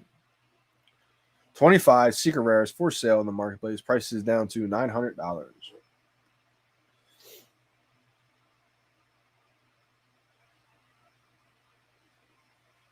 Yes, exactly, D. Ramos. It's very risky because I saw more value in the collectibles than the pace growth of the OMI coin.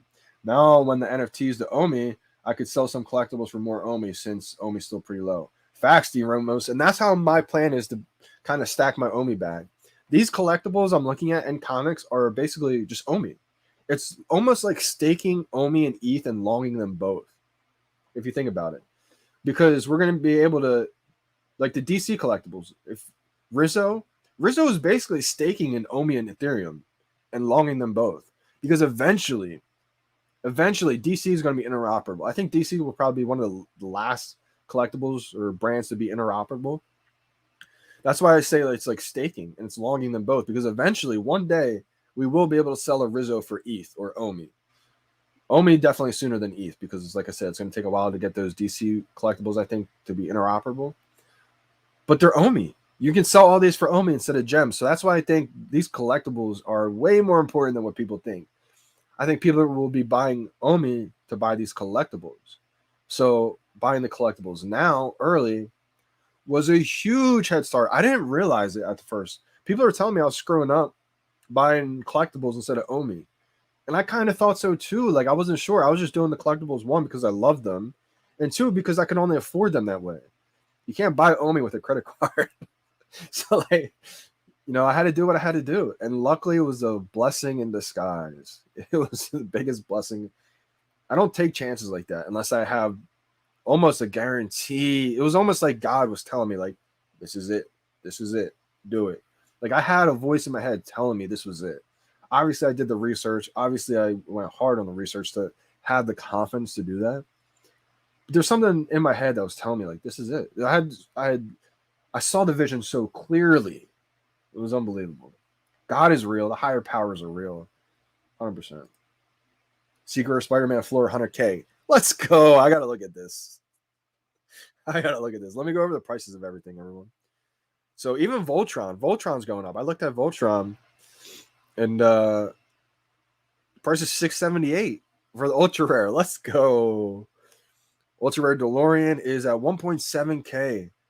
Yeah, that card is going to be a lot of money. I think the commons are the ones to scoop up right now, because the ultra rare and the common will be drivable at some point. I think the common's a guarantee. I'm pretty sure the ultra rare will be drivable soon too, eventually. Superman's 8.3K. Let's go. Oh my gosh. Mickey Mouse, ultra rare, 9.4K. Oh man. Spiderman. All right, so the Ben Reilly ultra rare I don't have. It's 11.5K. That's gonna be a good one. But the banger, the secret rare Spider-Man, is $100,000.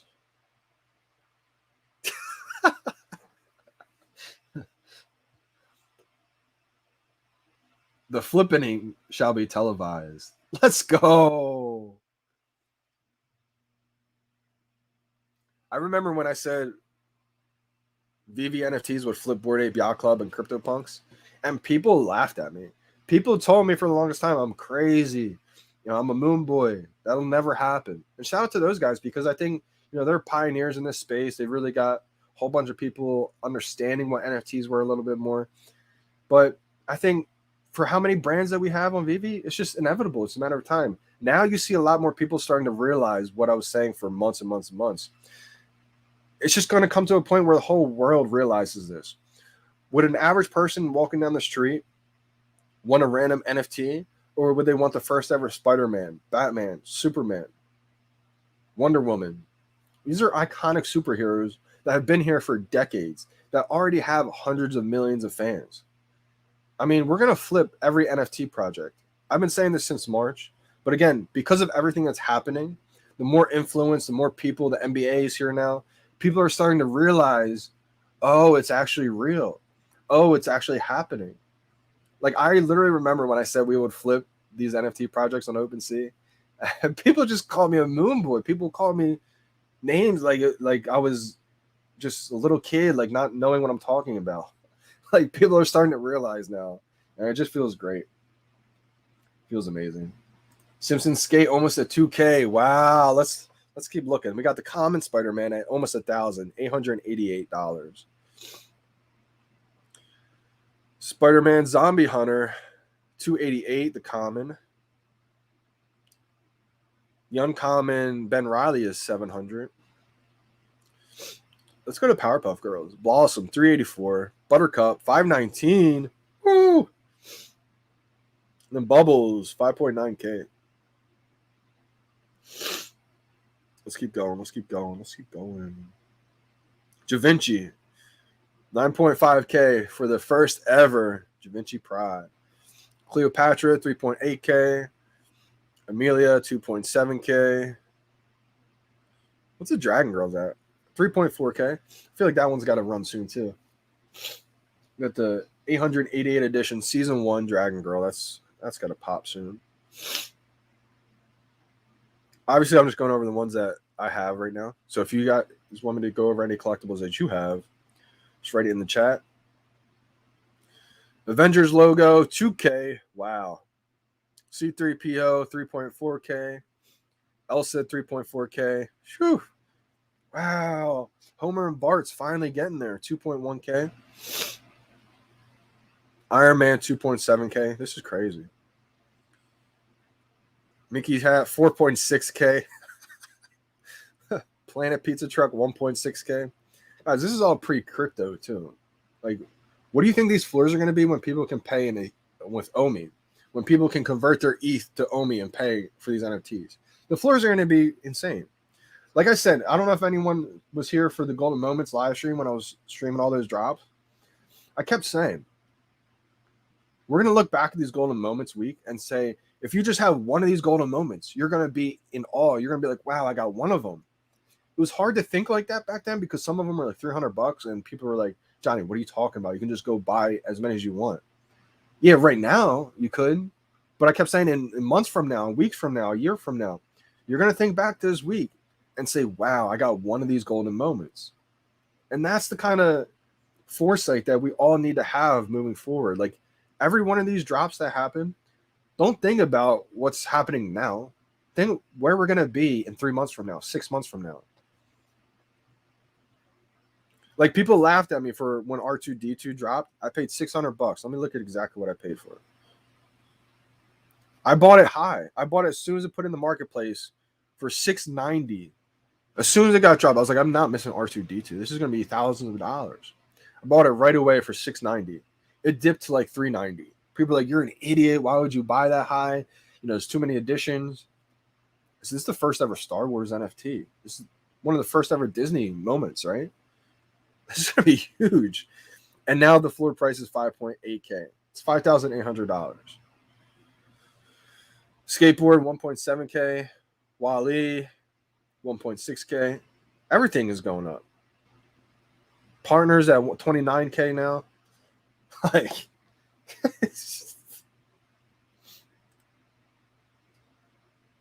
yeah, definitely wait a little bit. Billy Bob, great idea. So not even half delivered yet. Wait a few hours or so, and you can get a nice mint for a decent price. Patient people. Absolutely. Absolutely. Didn't Crypto Khaki sell all of his OMI and dump it in collectibles? I don't think so. I don't think he did that. Maybe he did. If he did, I didn't know about that. Khaki definitely has a pretty good OMI bag, I think. He went hard on the Todds and everything early, man. He was smart. Not many people like us knew what was going on back then. And we kept trying to tell people, but even him, I mean, people were probably calling him names too. Shout out to the Todd father, man, for staying convicted There's not many of us who stay convicted this whole time. You guys got to realize how much FUD there was. Like, it was unbelievable. And what happened was a lot of these NFT projects just were threatened by VeVe because they saw what was happening. And so it turns a lot of people into haters that way. Like for me, I find it funny that people think I talk bad on other NFT projects because you guys know in every video, I always say, I want every NFT project to do well and be successful. Like I root for every NFT project because I know if every NFT project does well and survives, which I don't think it will, but if it does, I'd be that much happier because that many more people now have a chance to find VeVe. And I think they will find VeVe because, like I always say, everybody is a fan of something, and VeVe is going to have something for everyone. So I'm actually one of the few people that roots for every NFT project. And see, that's where you can start to see the contrast. I root for every NFT project to do well. Most NFT projects think I'm a hater, and VeVe fans are haters of other NFT projects, and they don't like VeVe. So what does that tell you? That tells me that they feel threatened. So it's unfortunate that a lot of people feel that way, but I mean, that's what's going to happen when people pay, you know, $200,000 for an image and they feel like a Spiderman, Batman, Superman may be more valuable than that. And they don't want to get left with that bag. So I think it's really important to focus on projects that you absolutely love. You know, do your research on anything, because at the end of the day, if you're invested in a different project, but you love that art, it won't matter if the price goes down for you because you love it. So if you get things just because you love it and not on the hopes of it to go up one day, it's definitely going to be a better, you know, outcome that way if things don't go as planned. 93 ultra rare DeLorean, J Kill, that is big time right there. You know what's good about that is you have, you know, the first 50 cars ever released on VeVe. Think about that one, right? Because that's why the DeLorean is so valuable. Obviously, we're going to have more cars that look better than the DeLorean, but the DeLorean was first. That's why it's going to be huge. You know, all right, you know what's nuts and what is actually crazy? Let me go back to this Spider-Man. This is going to mind blow you guys. This is my best drop I've ever got in my entire life. And at the time, I didn't even realize how valuable it was. This is crazy. So I have a pretty high mint number. I don't have one of the low mint numbers, but I don't think it's going to matter for this one. Can you guys see what I paid for this down here?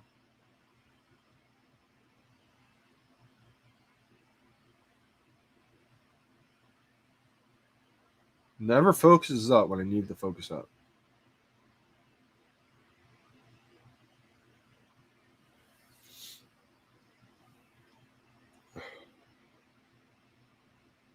Come on, focus up one time for me. All right, it's not working right now. Come on, camera, work for me. I could say it, but it just has a better impact if I show you. I guess it won't work. Unfortunate. $400 I paid for. I'm taking a picture because this is unbelievable.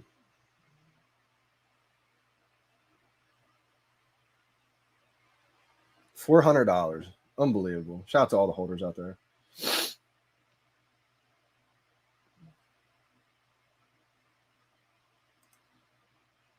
Definitely life-changing for sure. Like, that's what I was saying. Like, look at this video, guys. I posted this video early summer. We probably had, what, like 200,000 total users at the time?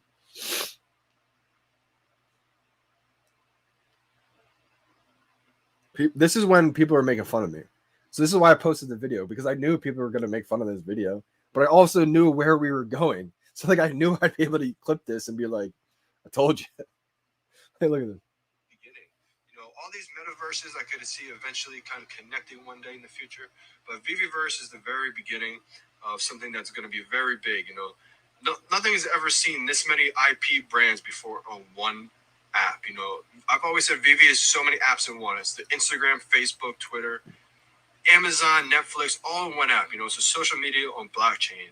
This is Amazon when Amazon was only selling books. This is huge. It's only the beginning.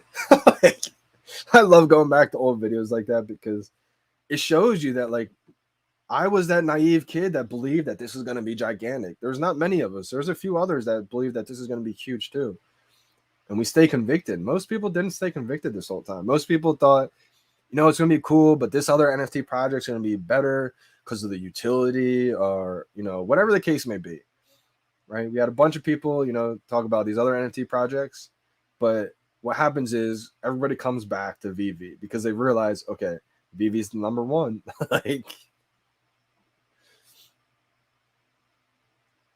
Yeah, I'm so attached to Linick, to that ultra rare Dragon Girl season 1. I think it's going to be big. I have 2 of them. There's been plenty of times where I've listed one of them and I've delisted it so many times. I think I did it for Walt.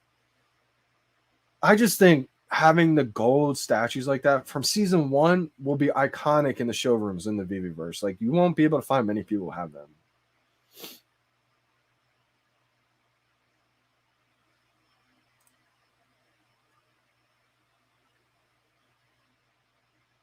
I have a difficult decision to make. What would you do? I am original owner of the first drop stamp Day of the Dead ultra rare. Oh man, but I don't really like stamps and would rather buy the Adventure Time S1 set. Ooh, this is a tough one, Knight Rider. I think the stamps will get its turn. Everything's pumping right now besides the stamps. Stamps can't be slept on because it's the first of its kind. We're going to see stamps come out every holiday, probably every month type thing. We're going to see a lot of stamps, I bet. And so to have the first stamps ever, collecting got started because of stamps. Stamps have a lot of history. The target audience, I don't think, is there right now. The target audience is more so about the Adventure Time, stuff like that. This is a tough one. Adventure Time Series 1 will go crazy too because, like I said, it's the first colored NFTs on the app, the second set ever on the VeVe app. But the stamps and stuff, your original owner, so I think that would be big too. I could see, soon the ultra rare stamps going to like 1,500, maybe even more. It's really tough because that Adventure Time set, you have a tough decision for sure, Knight Rider. It all comes down to, they're both going to moon. They're both going to go up. So if I tell you to stay with the stamp set, the Adventure Time Series 1 is going to go up. If I tell you, sell the stamp set for Adventure Time Series 1, the stamp set's going to go up. So I think you have to. All right. So if it was me putting myself in your shoes right now, I'd have to come up with, if I can't get it another way, if I go through my collection, I can't get rid of anything else to get the Adventure Time Series 1 set, because that'd be my first option.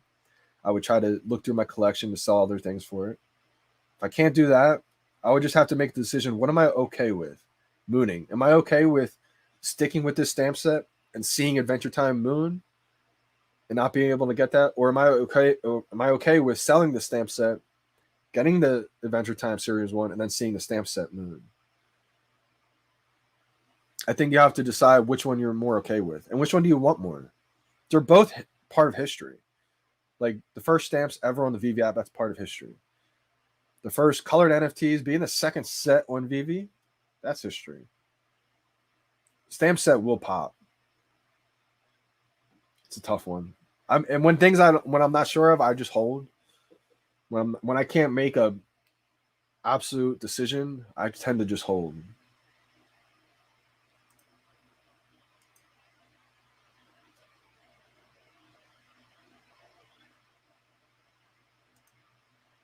Hey, MBZ, I appreciate that big time, man.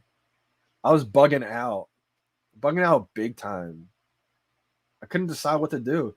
I was listening to everything, and then I'm like, oh my God, I can't sell that though. Like, I had to do it though. I'm so happy I did it. Like literally, I've had so many fork in the road moments because when you're making these decisions, right?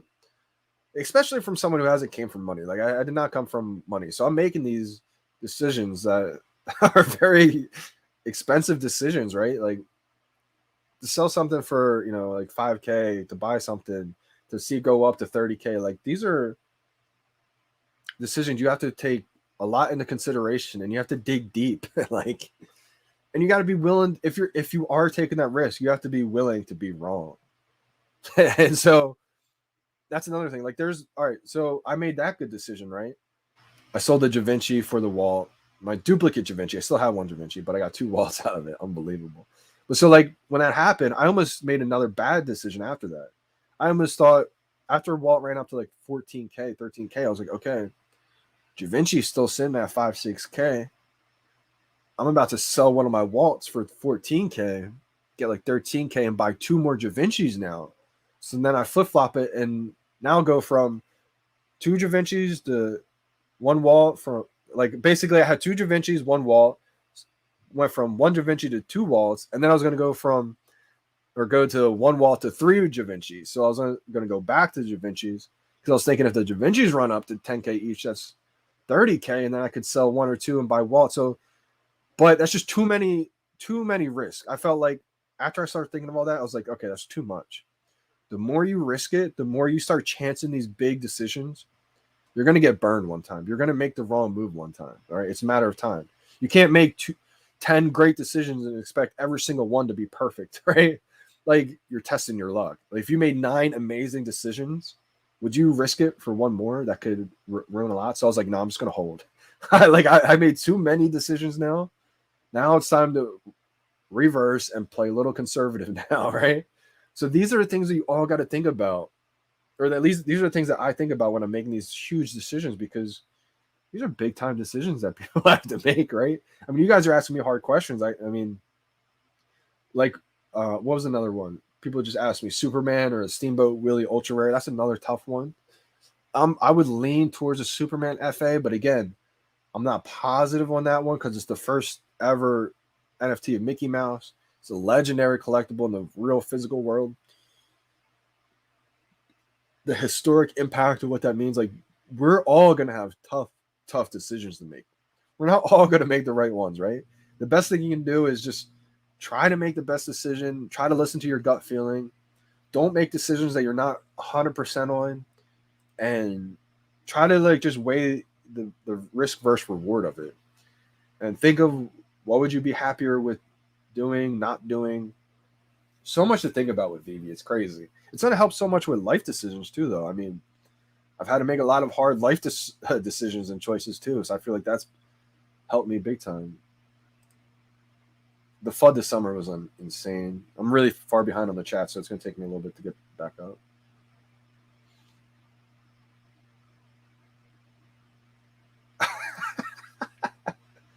That's hilarious. Decision-making skills is A1, man. Hey, appreciate that big time, MBZ. I mean, I made some bad decisions too. Like, I don't know if you guys saw the one interview I just did with Big Collectibles. He talked about what was my worst decision. And I think my worst decision was, I mean, it's working out now. Now the price is kind of moving up. All right, so the Immortal Hulk #1 common, I bought 40 of those when they were $11. Now, it's not the comic book that you want to go all in on. I had like 600 gems at the time, or it was like 500 or 700 gems, like extra that I could spend on something. I was like, you know what? I depleted all my duplicates, like stacks, like the ones that I was stacking up. Like I had 30 FA Marvel Mighties, sold a lot of them for the Walt. So like I was trying to think of something to stack again. And for whatever reason, this is a bad decision I made. For whatever reason, I wasn't thinking clear, or I just didn't know, or whatever the case. I bought 40 common Immortal Hulk #1s for $11. And the price is moving up. I think it's like $16 at least now for the 4. So I'd probably be like even after the fee at least. But I'm going to wait till they get to like 30, 50 bucks. I'll start selling a couple of them. But it wasn't too bad because that's like my giveaway bag. Like when I have giveaways and stuff, I'll give away a comic book that I have a ton of.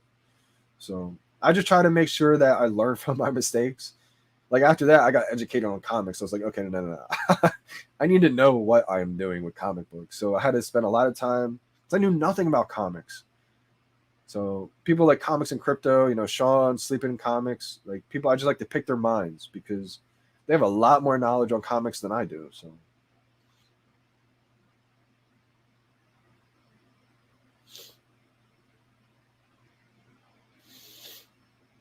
yeah, J Kill, that's happening right now to me as well. He's saying all the people I pushed VeVe on quit because they didn't make the drops. I kept telling them to buy on the marketplace, but nobody listened. Isn't that crazy? And now they're looking at the value of your collection. They're like, well, I want that. It's like, dude, I tried to get you to do that, but you wouldn't listen to me. Some people are just too hard-headed. It eliminates them from being open-minded enough to think about things from a different point of view. That's what's so crucial, too. You have to be open-minded enough to not be stuck in your ways. You know, that's like in life in general. If you don't know something, it prevents people from thinking it's possible a lot of times. So just be open-minded. It can help so much. And that's the other thing. You can make the moves are made in the marketplace now, right? I mean, it's impossible to get drops. I got my first drop in like 10 tries and I'm ecstatic. I'm happy about that, right? But imagine not buying anything in the market through that time. The moves are to be made in the market. People are just scared, I think, because you can't withdraw the funds. And they're like, oh, I don't really know if I want to do that. They haven't taken the time to trust this company. They haven't taken the time to do their research. And that's why the people that did, they're going to be rewarded, man. I mean, we have officially left planet Earth. Facts, man. Wait till CNBC takes up the story about how many lives VeVe changed. It's going to happen, NBC. We're going to be on the news. Hopefully one day you're going to see Johnny Dunn up there on the news talking about how he turned his collection into $1 million collection, right? But it's going to happen. It's just a matter of time. And the crazy part is I remember emailing VeVe. They probably still have the email. I wrote messages to them on Instagram. Like, I know they've seen it. From March 1st, I emailed VeVe and was like, I would love to be like your first live performance on your app. I see the vision of what you guys are doing. I absolutely love it. And like just thinking back of how naive I was. Naive, but like not naive at the same time. Like I knew how big this was going to be. But like me trying to have the first live performance on the VeVe app, like just thinking of things now is hilarious. But I saw the vision from day one. Like we're all going to be in the news. I think also I talked to him about, I messaged him. I was like, when you guys are doing commercials, I'd love to be on the commercials. I think that's going to happen too one day. It's going to be crazy. I think comics are moving slower just because people are focused on the collectibles right now. Comics will move big time, I think, in a little bit. Once we're able to put them in the showroom, probably accessories will come for the comics. Comics will pump.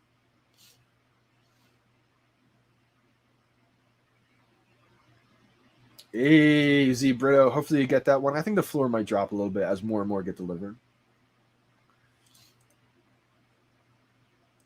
Oh, Wonder Woman drop. Let's go. 50 gems into 1,500. Do you guys see how many people VeVe's blessing right now? And it's going to keep happening. It's going to be, to the point where everybody joins the VeVe app. Everyone in the world will be on VeVe one day, I believe. The same way Facebook, Instagram, Twitter has captured the entire world, VeVe's going to be the same way. It may take some time because they got to get their social part, ironed out and everything. Some people are going to be, hesitant to join. The same way parents were hesitant to join Facebook until all their kids were on Facebook. And the parents joined. They say they want to be seeing what their kids are doing. Then the grandparents join Facebook. They want to be seeing what their kids and grandkids are doing. Same evolution is going to happen with VeVe. We were so hyped from the beginning, bro. Let's go. Crypto Far West in the building. How we doing, fam? If you guys are new to VeVe, you guys don't know who Crypto Far West is, make sure you guys definitely check out his YouTube page. He's definitely an iconic legend in the VeVe community. Making movies out here. Unbelievable. He's made two movies so far, I think, right? Is WTF, What the F is VeVe Part 3 coming soon? So we have What the F is VeVe, Part 1, Part 2, and possibly Part 3 coming soon. It's going to be unbelievable. He captures everybody's, video clips, highlight clips, etc., VeVe clips, puts them all together, captures emotion, and makes movies out of them. Stamps are being slept on. I think so too. Yeah, stamps are going to be big. Let's go. Roll my dot into Omi. Down a few thousand on it, swallow my pride, and let's go. See, that's the thing. I've done this in VeVe too. People don't realize. People think every move in a VeVe has to be a win. Obviously, we want every move in VeVe to be profitable and to win, right? But sometimes you have to play chess. And what I mean by that is, okay, what did I sell? You don't have to profit on every single transaction. We have so many wins in VeVe to where you're going to have way more wins than losses. Sometimes you have to lose the battle to win the war. And that's what's happening with Omi. Sometimes you may be down on another crypto, a few hundred, 1,000. And if you put that into Omi, I'm not telling you to do this, but if you did put into Omi like you did, I think you'll still see more gains off of Omi long term. And that 1,000 or a couple hundred that you lost, that's not going to matter. In VeVe, I sold a collectible. I've taken like a $20 loss before in a collectible because it just wasn't moving. I didn't think it was going to move in time before another one ran up. So I've taken a $20 loss here, put those gems into something else, and that's 4x. So like you can sometimes, now I don't suggest taking losses on every single trade you do, obviously, right? But don't let a small loss hinder the potential of a huge maximum gain. So that's one thing that I've learned. I always talk about, I don't always talk about, but sometimes I've talked about taking the small L in the battle to win the big war. I think that's huge. Deadpool Common almost 200. I think that's gonna keep going. I think Deadpool Storm could be next. Coke Glow 233. Wow, let's go. All the Coke stuff's going up. Literally, it's like throwing a dart on the VeVe board and picking whichever one you love and hold him. That's why Reese has always said, collect what you love, man. There's gonna be so many things on the VeVe app. Everything's going up. Just collect what you love, right? Yeah, this is a problem. Billy Bob, that's gonna stop once those stamps get into collectors' hands. Like, that's the thing, ready? With non-blue chip items and you have a decent amount of editions, anytime a big IP drops and things dip in the market, they may dip, but they're going to get sold to collectors. So after a few of those dips, the dips will be less and less and less. And eventually there really won't be dips because all collectors have them. And that's kind of what we're seeing with blue chips right now. In the beginning, people were selling their blue chips just for that new drop. So as more and more collectors got their hands on those blue chips, they're just holding them. So that's kind of the trend. I don't know how you're not 100 plus active viewers yet. There's a lot of VeVe YouTubers out there, man. But that's what's so great about this space is, like, especially me. I'm not the one person, and I'm not going to be the person to try to trample on other people, take people down to try to have me grow. Like, I'm going to continue to just promote everybody, because here's the thing. Like, as VeVe keeps growing, like, this is what I saw with baseball. I'm almost like I see up and coming YouTubers. I'll try to promote them. It's all about just using your platform to spread awareness on other people too. Because if I see a new YouTuber come up, they blossom, it's just going to help the community grow, and more people are going to come in the app. More and more people will find my YouTube channel, find other people's YouTube channel. So I've always been a person to try to just uplift every single person I possibly can since the very beginning. I mean, everyone's going to grow, so I'm not too worried about the numbers. Like, everyone's going to grow. And plus, like, everybody who's in this space for a while, like, everybody knows all the influencers. We all know who's who, right?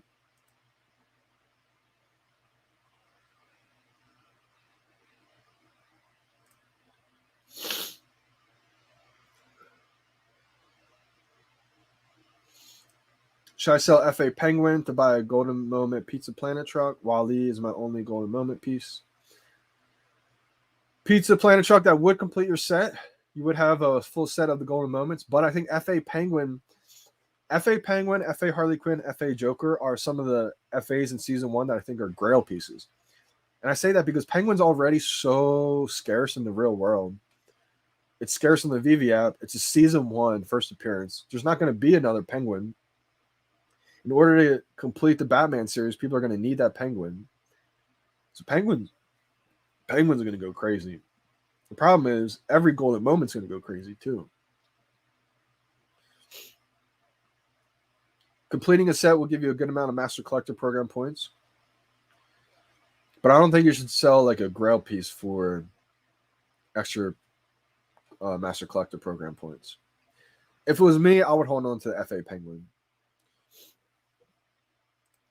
So the VeVe Lite, amazing. So fortunate and grateful for this.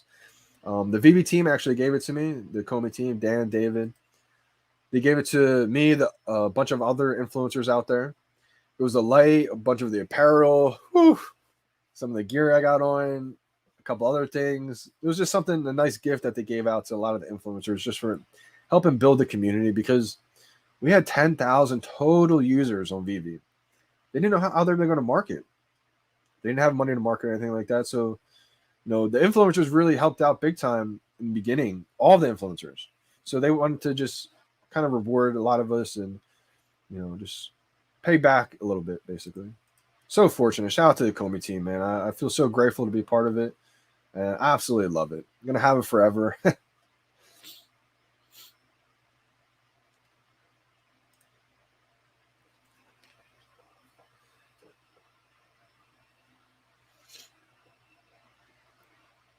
Let's see.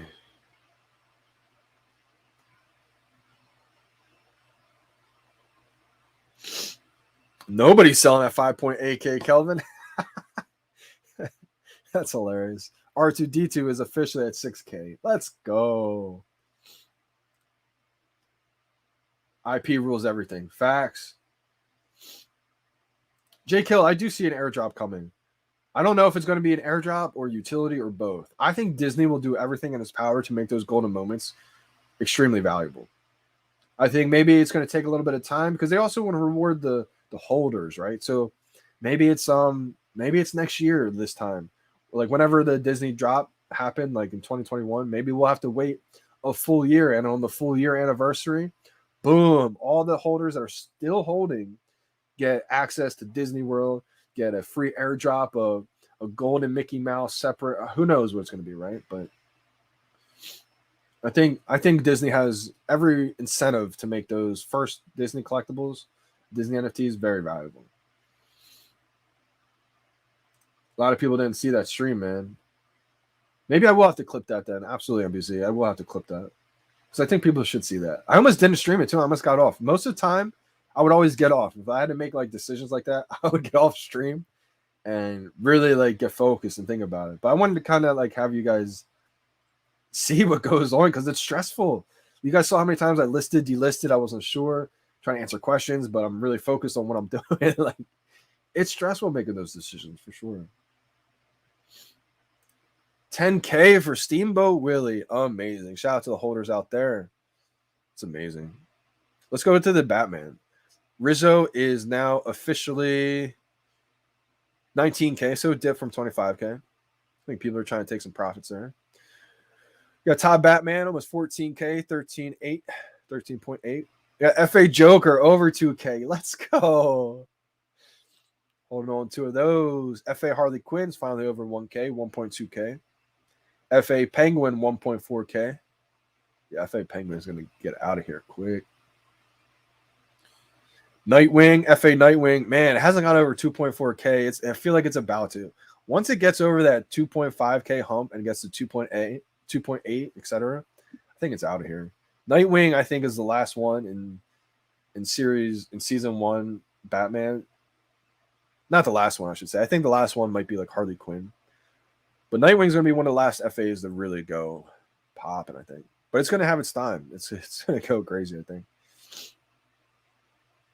Wow, Finn. I got another one a couple nights ago. Let's go. It's at 220 right now. Again, Finn, Ice King. These are the first NFTs. Jake the Dog. Marceline. First colored NFTs. Rainy Course is going up. Series 2. Let me check out the stamps. I feel like the stamps are still slept on. Uncommon finally moved a little bit. Like, look, the common is 160. Day of the Dead Child.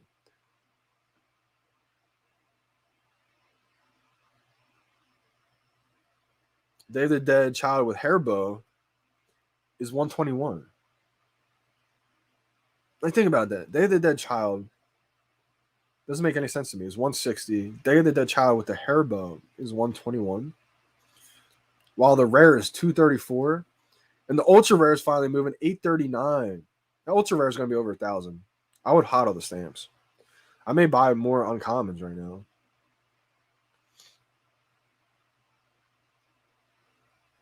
Crazy. I'm actually delisting my ultra rare Journey in the Mystery right now. I don't want to sell that one. I think that's going to pop. That could be close to $1,000. I'm going to save that duplicate.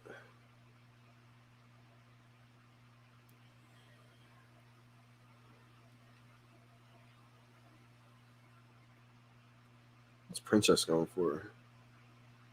Princess just blew up. Princess is 225 now. Holy Princess Bubblegum. Still got one of those left. Thank God. Respectfully, Matt Damon would disagree. Fortune favors the brave. I'm not sure which one you were responding to, but yeah, absolutely. No, it definitely does Fortune the brave. I mean, think how brave it was to go all in, $10,000 plus in the VeVe March 1st. You had no money, right? Unbelievable. The Fortune definitely favored the brave with VeVe. Love the FA back row, Riley Pearson. 2 Wally. Should I sell one for a secret rare Deadpool? Ooh. If I had 2 Wally, it's one of the lower tier golden moments. There's going to be a huge Wally movie, I think, this summer, which could be huge. I would probably do that, though. If it was me, I probably would sell one of my Wally. Even though I think it's going to be big. Secret Rare Deadpool. Oh, man, that's tough, man. Because personally, I'm not a big fan of Deadpool. But I know Deadpool is big time. It's definitely a big, superhero FA. Since you have 2 of them, I think you'd be okay with that. You have to come to this situation. Would you rather profit off that second Wally, or would you rather have the bigger collection of Secret Rare Deadpool? I don't think it's a wrong decision right there if you held 2 Wally or if you sold one of your duplicate Wally for the Secret Rare Deadpool. If you sold for the Secret Rare Deadpool, I don't think it's a bad decision. Don't forget about us, man. Why? Yeah, right. You guys have built Johnny Dunn. Come on now. Yeah, most people who join the VeVe app, they can't put the phone down. It's a fact. We've been saying it's still early since March, and we still are. It gets like repetitive when I keep saying we're still early, but it's just the truth, I mean,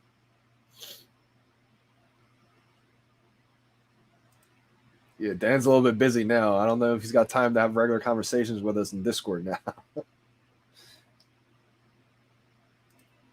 I remember my mom and dad hating I had MySpace in high school. That's hilarious, Willow. Not many people remember MySpace. MySpace was popping until what? Until Facebook. What's popping right now until VeVe? I kept saying how it's like the MySpace or like the LimeWire era of NFTs. Kept saying for months and months and months. We are in the LimeWire era of NFTs. OpenSea, it's done great for artists, independent artists, and everything like that. But it's got everything. It's got some great things, but it's also got some trash things. Same way LimeWire had. LimeWire had everything, right? It's got some real songs on there, but it's also got some trash, not even songs on there, right? So I kept saying for months, we're in the LimeWire era of NFTs. Soon, it's going to be what happened with Apple Music, iTunes, Spotify. That's what VeVe is. VeVe is the Apple Music to Spotify. Same way music went from the Wild Wild West to premium licensed music collection, digital music collection.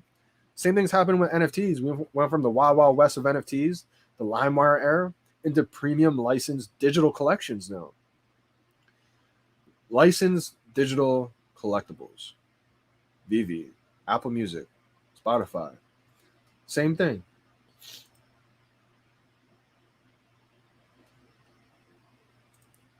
This is a tough one, but I would go Uncommon Spider-Man just because it's FA. Love Batman. First ever season. All those Batman are going to be untouchable, I think. But I think also that Spider-Man FA, the first ever Marvel NFT, if it's that one, if it's the first ever Marvel NFT Spider-Man, I'd probably go the Uncommon.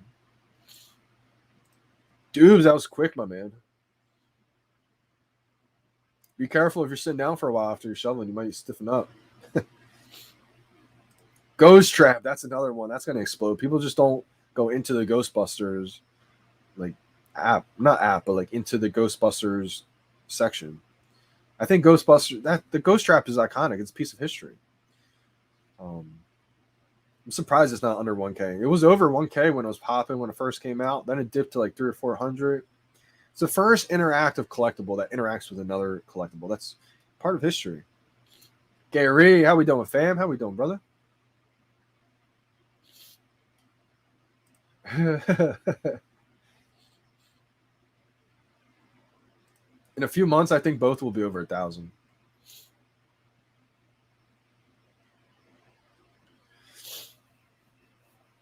Oh, man. Yeah, this is huge. Shout out to you, man. I missed all Disney Week, but I bought all the pieces for under $250, except Walt. Hat and R2-D2. Okay, so Hat, R2-D2, and Walt. They're the only ones you didn't pay under $250. Man, I'm glad I stuck with it, though. $1,500 investment, and now it's over $25,000. Oh, man. Amazing to hear these stories, man.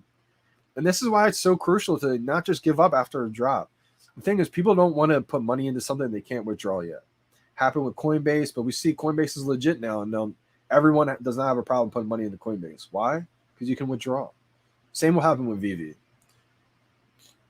Yeah, that's amazing. 1,500 to 25,000 in what? Just like a month? Unbelievable. I think that's a good move. Wow, let's go. Crypto Far West. Smart move, my man. We know how big FA Joker is going to be. I mean, season 1, FA, one of the biggest iconic characters in the world. This is a Joker. I mean, even if you're not a Batman fan, you know who the Joker is. You probably saw the movie with Heath Ledger, right? That movie was iconic. Probably one of the best movies in the world. I should have bought a few more too. Only have 2 left. Walt depleted like 4 of my Jokers. Whew.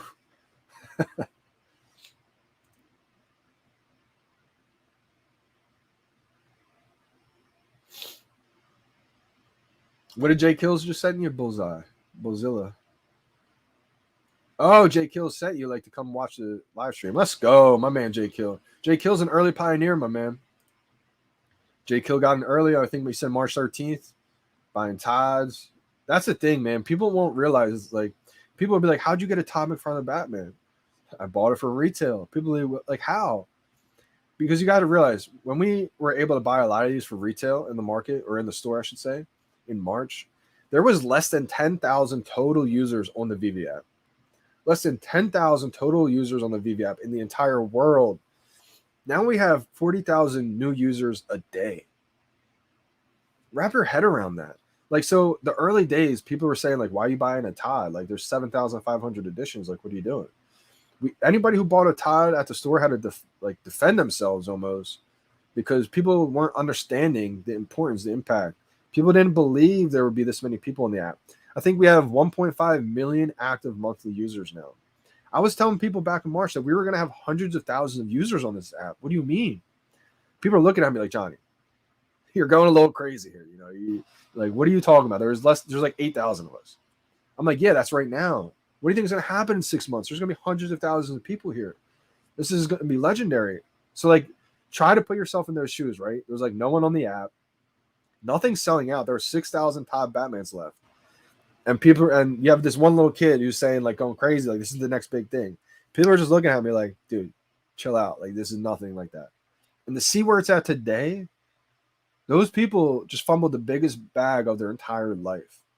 Like, the people who said that these weren't real NFTs, the people who said, like, VeVe app is a scam, you can't cash out, they're going to realize, and are realizing it now, that it's been legit this whole time. When you have to make the foundation for something this big, it's going to take some time. They're in no rush for a reason. They know what this is. So it's like, just have some long-term vision, and things are going to be incredible. I'm going to try to scroll down. Sorry if I missed your comment. I'm just going to catch up with the live chats. VeVe is a new mobile game. Imagine when there is a mobile game tied to VeVe one day. Guaranteed that goes insane. Pride just hit 10K. Oh my gosh. I gotta value my collection again after this. Powerpuff Girls will do well. Premium IP will dominate all NFTs, period. Facts, J Kill. You get it, my man. Especially in a premium format. It's game changing. Man, my nose.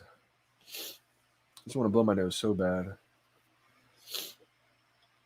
Brock tweeted, enjoy this week. It's all about to change next week. Yeah, I'm sure some big things are coming. But see, here's the thing. I don't think a lot of these blue chips are going to dip that much. A lot of things may dip here and there, but the top collectibles, a lot of it's in collectors' hands now. People who understand what this is. If things dip big, there's going to be people ready to swoop right in and pick them up. Yeah, that's going to go up. Pride 10K. Let's go. Yeah, that's going to be a big one. Pride's going to be huge, my man.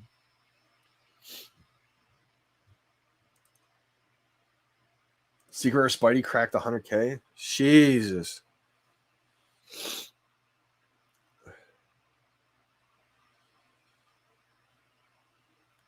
Yeah, things like the Spiderman, that's not going to dip. Like, people don't, like, what happened was a lot of times people got burned, I think, just recently because they were following charts, right? And typically, if you were following the charts last few months, like when things skyrocket like they just have, obviously there's going to be a big retracement because there's a new announcement that drops, etc. But the VeVe team gave the market time to breathe this time. Didn't have any crazy big drops right away. And that was a perfect time because we've had so many more people. We got the NBA here now. If you think Secret or Spider-Man dips from 100K to 50K, how many people do you think are scooping that up ASAP? They see where it could go. Like, it's only the beginning. Things like the Secret or Spidey, yeah, it could dip, but I don't think it's going to dip that much. If it dips back to 30K, how many people are willing to pounce on that now? Right? The people that just bought it at 30, 40, 50K, probably going to buy another one. And here's the thing. When you're buying something at 50K, 60K, 70K, what is your price point of selling? That's not going to be 80K, 90K. Right? Yeah, definitely going to be a quarter mil soon. J. Kill was the first one. Let's go. Yeah, I think J. Kill got here pretty early. J. Kill got here like March 13th, he said, right? Anytime in March is early for sure. Yeah, Mr. JKD Rob, JKD Rob. Hopefully I was able to answer all the questions. Is the VeVe Vault app safe? App collects data. Yeah, I'm not sure on that, MBZ. I don't have that app, and I don't want to say it's safe and then you enter the data and it's not safe, right? I'm not positive on that. So I don't want to say yes or no. I know Ecomi Wiki is a pretty safe app. Shout out to Omi the Clown who made that one. Again, I wouldn't use your password the same as the VeVe app password, right? But if you make a whole new password and everything for the Ecomi Wiki site, that's definitely a great site to use. Verena tuning in today. Appreciate you for tuning in. Verena Kruger. I did. I hit a drop today. I got so lucky. I was able to get a 3-digit low mint common. So I was pretty happy about that. First time I got a drop in ages. It felt like a few weeks, maybe a month. I think that rare Spider-Man should be up there with the Todd. What's the rare going for? I mean, the ultra rare is now 9.2K. The rare is at 1.9K. I think the rare should be probably half what that ultra rare is. Probably got room to grow. Okay, gotcha. Yep. If anybody else has any questions, definitely got some more time to answer it. What are your thoughts on Powerpuff Girls Series 1? I like the Series 1 for sure. I think Blossom, Buttercup, they're going to continue to go up. They're FAs of legendary characters. Season 1's huge. I wish I was able to stack a bunch of those. Don't have a bunch anymore, though. But, yeah, I definitely think Powerpuffs are a good one.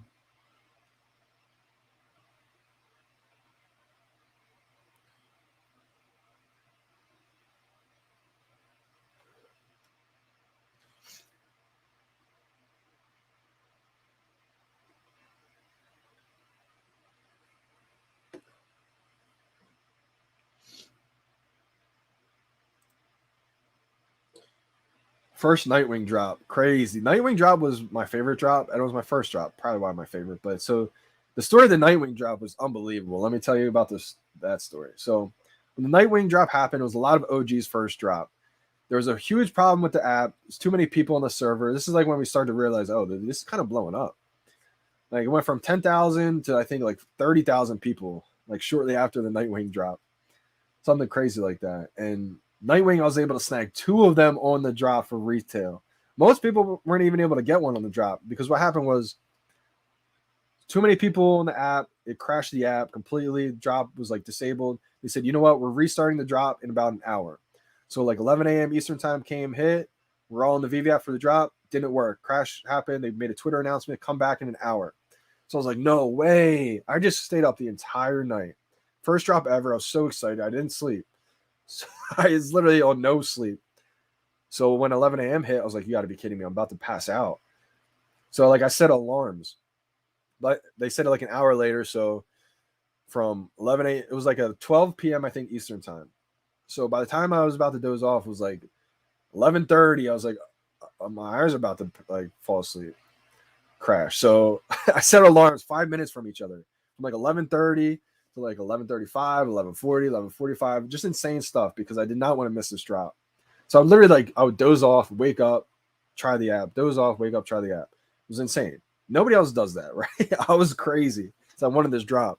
So 5 minutes before the drop happens, like 12 p.m., I guess I didn't set the last alarm or something. I wake up right before my alarm hits, or I set the alarms after 12 p.m., whatever the case may be. I woke up like 2 minutes before my last alarm went off, and I just woke up, tried the app. It worked right at 12:01 or whatever the case may be, 12 o'clock. It was a minute before my alarm went off, so it was like the VeVe gods waking me up. Woke up, tried the app, it worked. Boom, bought one. Boom, bought a second one. Got 3 digits, and at this time, it wasn't random mints that got delivered to you. If you got in first, you were getting the first mints. So I got like a 700 mint or a 747 and then a 789 mint. I was like, oh my gosh, it worked. And then it came up with like only 2 per person per account limit. I was like, wow, okay.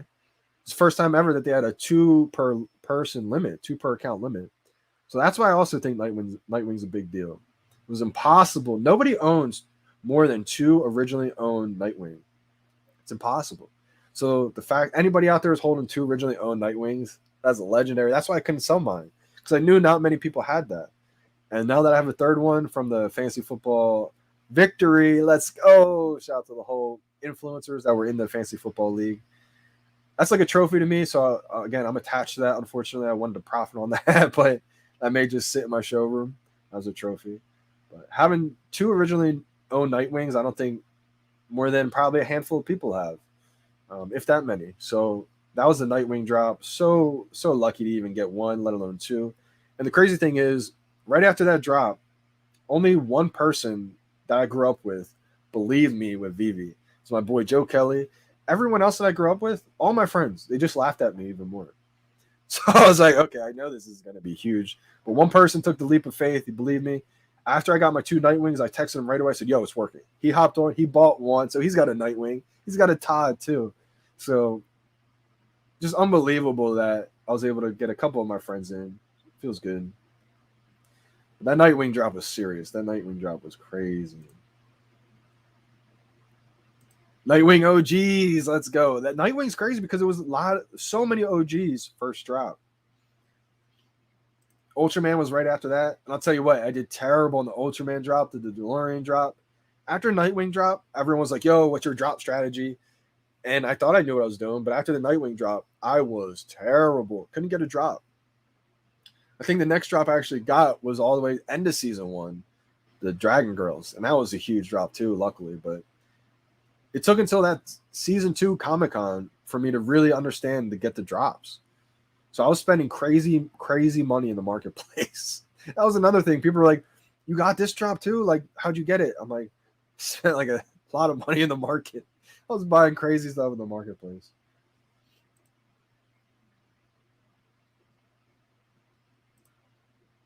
Yeah, facts. Facts, exactly.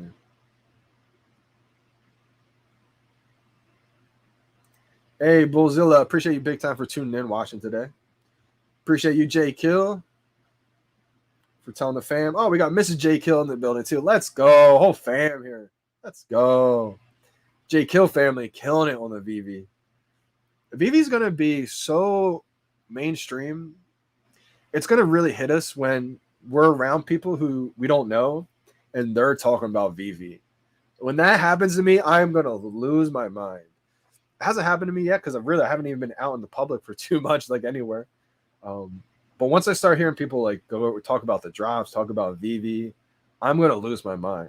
It's going to happen too. I'm going to be out somewhere eating dinner or something.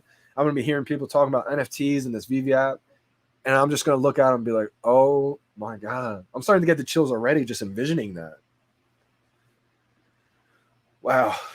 That's going to be crazy, guys. Wow, crypto, you boss. That is amazing. That's awesome right there. But good to know that David Hughes got a Nightwing now. Let's go. But hodl that crypto Far West. Hodl that pride, man. That's going to be a big one for sure. I bought a Todd of eBay for $7,900. Wow, eBay. I forgot eBay. Shout out to everybody who's killing it on eBay.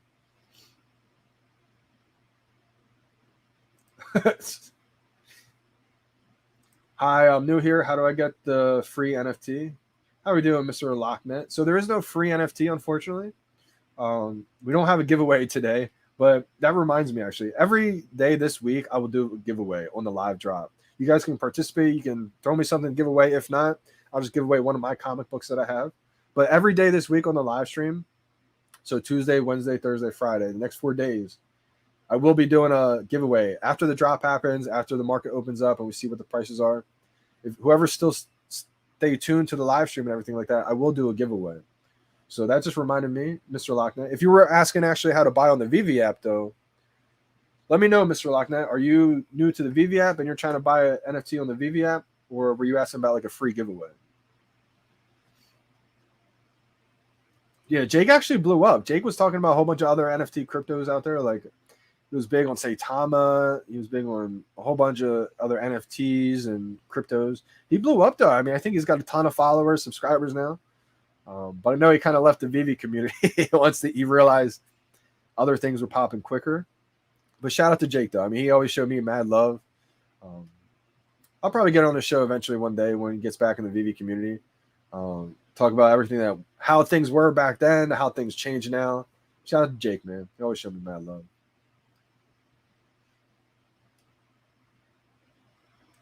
I think Ecomi Wiki's still live.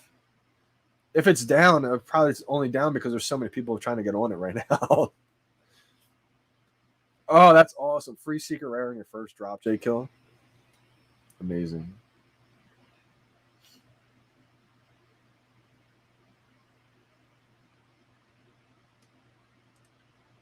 Congrats on the come up. Hey, appreciate you big time.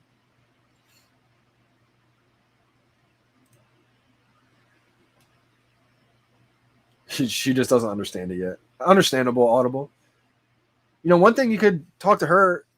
I mean, a lot of times people will start to realize it once you say, like, you know, that NFT I just bought for $50, it's worth $3,000 now.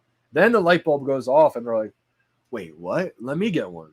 And then it's like, oh, so it's about the money. But sometimes it just takes a brand. Maybe it's a brand that hasn't dropped yet. Maybe it's a music that she absolutely loves that comes to VeVe. And then she's like, oh, I get it now.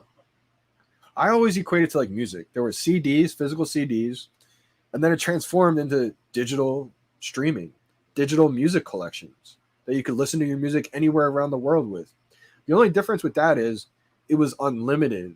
So you could download the song, millions of people could download the songs, everyone could download the song. Imagine if there was only 10 available. You know, you had the CD, and then there was only 10 copies of this digital streaming that you could only own. 10 people in the world could own this digital song. That's more so like the NFT world. And so that's just the shift that's happening right now. Went from physical collectibles to digital collectibles. With a way now with the blockchain that we can prove ownership. That's the difference right there. The technology that we've never had before.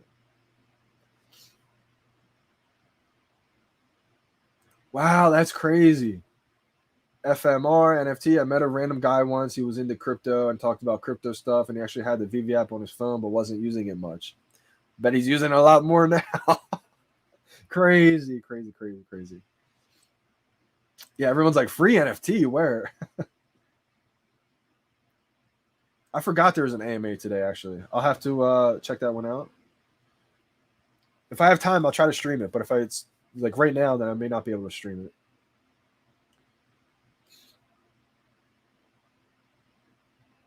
Please say hi to your mom, brother. Love, straight from Paris. Hey, Crypto Far West. Definitely will, my man. Appreciate you big time for everything that you do and have done for the community, my man. Appreciate you big time. From Paris. How is Paris right now? How is everything?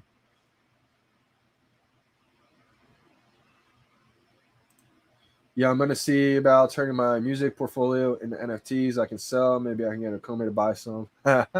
Yeah, man. I mean, the great thing about NFTs is it gives the power to the creators now, creators and the artists.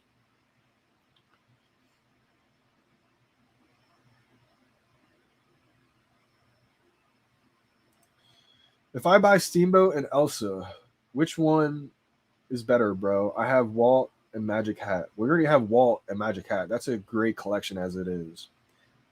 Steamboat versus Elsa. Whew, I'm guessing the ultra rare, right? Man, Steamboat is going to be tough to pass up because it's the first NFT Mickey Mouse series. ultra rare. Elsa's gonna be like iconic. If it's so tough to say right there. If I was to rank them, I may rank the Mickey Mouse one just ahead of Elsa a tad bit, but I would try to keep them both. Like Elsa looks amazing, and it's one of the first Disney characters. It's one of the first Disney NFTs. It's Golden Moment. They're all going to be huge. Hey, shout out to Korea. Dogman DJ from Korea.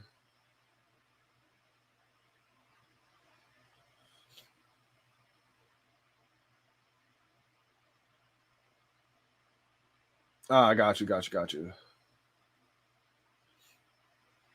Definitely seems like a beautiful city, man. Definitely someplace I'd love to visit one time. Ooh, Willow said, also going to be my pre-summer come up.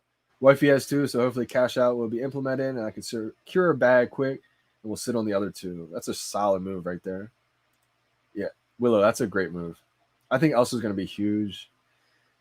See, that's what's so tough. Like, it's like, well, good thing is you have both. You said, if I buy Steamboat and Elsa, which is better? Man, I don't know which one's going to be better. I think both are going to be iconic. I'm leaning Steamboat Ultra Rare, but Elsa's going to be like right there if it's not past it. That's a tough one right there. Facts. Well, like you got to think of, it's been a blessing that you can't cash out. Like think of how many people would have cashed out a little bit and they'd be regretting it big time. Flap said, wow, just ignore me. Scroll up. Oh, here it is. Hey, man, just curious. Sorry about that, Flaps. I didn't see you. Just curious on your thoughts on a collectible I should buy for under 50 gems to hold for a bit. What would you say? Okay, so under 50 gems. I'm trying to think of what's under 50 gems right now. So many things that were just under 50 that are no longer under 50. I instantly went right to the Marvel Mighties, like Captain America. Steve Rogers was like under 50 for the longest time. Now it's like 150, almost 200. I would say the closest thing that's what's under 50 as a collectible.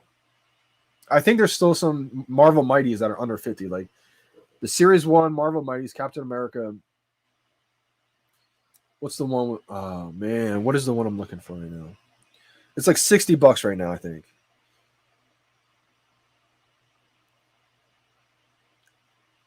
John F. Walker's 53. I think that'll go up.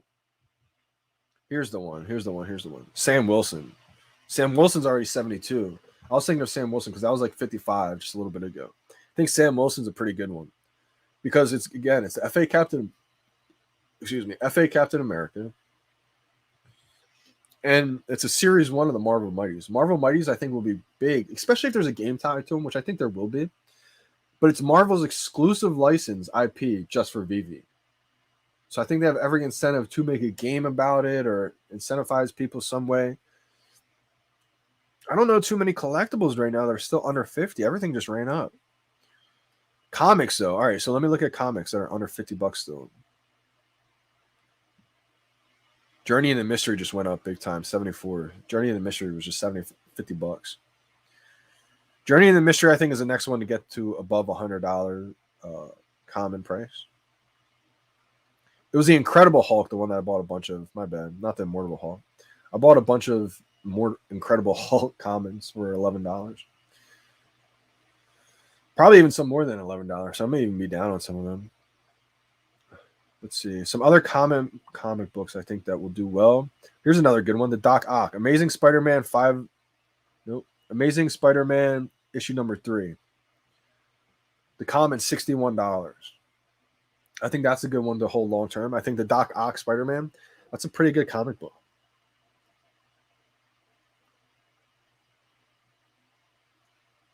Wow, Daredevil just shot up. Just going off the comics that are still cheap. New Mutants is a pretty good common. That's $48. I think your best bet, though, is probably the Journey into Mystery comic book common. Or The Spider-Man, Amazing Spider-Man #3 common. What's another one? Maybe New Mutants common. That's on the like not as high tier as the other comic books I just talked about. It's Ultimate Fallout. That's always a good one. Ultimate Fallout common just got to $100. Wow. Insane. I bought a 3-digit Ultimate Fallout common. 365 mint for 175. And the floor is now 108. Like that just goes to show you when you're early to something, it pays off. You know, trust your gut in things. Like don't wait till somebody else says go buy that. So hopefully that helps out. Flaps, hopefully you weren't ignored then. A lot of the collectibles just ran up in price. So I would say look at the Holy Grail comics. If you go to Comics and Crypto's Twitter, in his bio, he has a link and he ranks his ranks of the top comic books. And I like to look at them because he has a good example of what the top ones are, the Holy Grails. So I think if you can find a common or maybe even uncommon comic book of those top grails that are still around $50, I think that's pretty safe. Yeah, thanks, Willow. Hopefully that helps out, Flaps. Thank you, Legend. Let's go. Sorry, I try to see all the comments, but sometimes when I'm skipping through, I miss a few.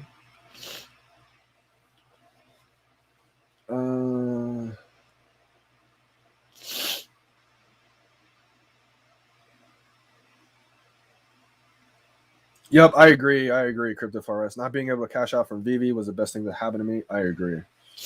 I've been live streaming for a while now. I gotta hop off and see what else is going on.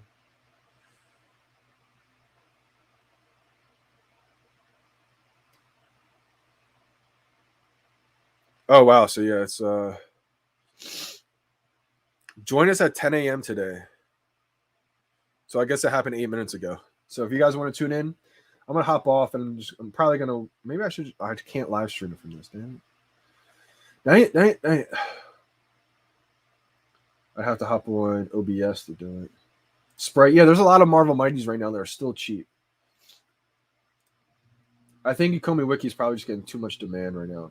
Steve Rogers, 240 and rising. Yeah, Sam Wilson, I think, is a steal right now.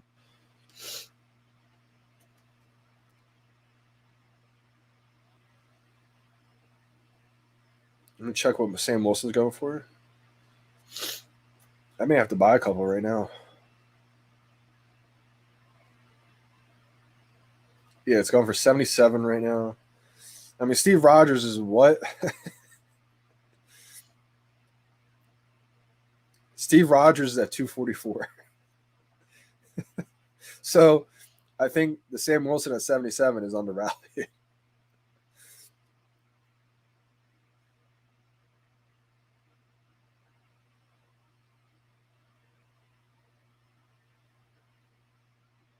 Let me look at Adventure Time real quick.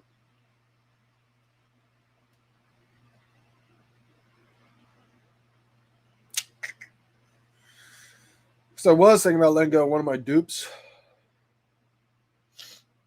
All right, so Finn's at 219, 220. There's only 90 left. I do have a duplicate of Finn. Just don't know when I should let it go just yet.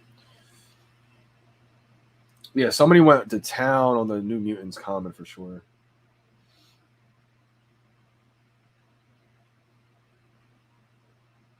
Avengers Vision. Vision's a good one too. That's a good comic book. Oh, the Myrmicornos. Okay, yeah. Are the Myrmicornos under $50? I haven't even looked at them. Myrmicornos Series 1 is probably undervalued. Let me go take a look. Let me go look at the Myrmicornos. I'm a big fan of the Series 1 stuff. I think that'll always be most valuable. So, okay, the Series 1 rare is still $85. I think that's slept on. So I'm sure like the common ones, yeah, okay. It may not be the biggest IP in the world, but you can see Series 2 is already out. What's going to happen to Series 1 when Series 5 gets released? Series 1 Myrmicornos are really cheap, under $50. Those could be a good one because it's season 1 at the end of the day. Bought my physical Todd last week. Let's go. Physical Todd in the house. Let's go. Isn't Todd physical collectible like one of the craziest collectibles you've ever gotten? It's heavy as anything. It's huge. Crazy. Blew my mind. R2D2. Yep. Take it easy. Kelvin. Still a Star Wars set for a Todd. That's so hard, man. I mean, Star Wars set Golden Moments is gold. It's literally gold. Figuratively gold. Like, going to be iconic. But Todd is the first VeVe NFT.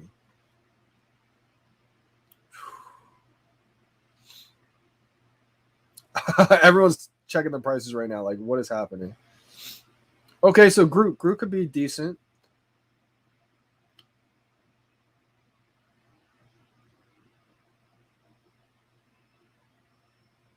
You think an uncommon yet or common Groot?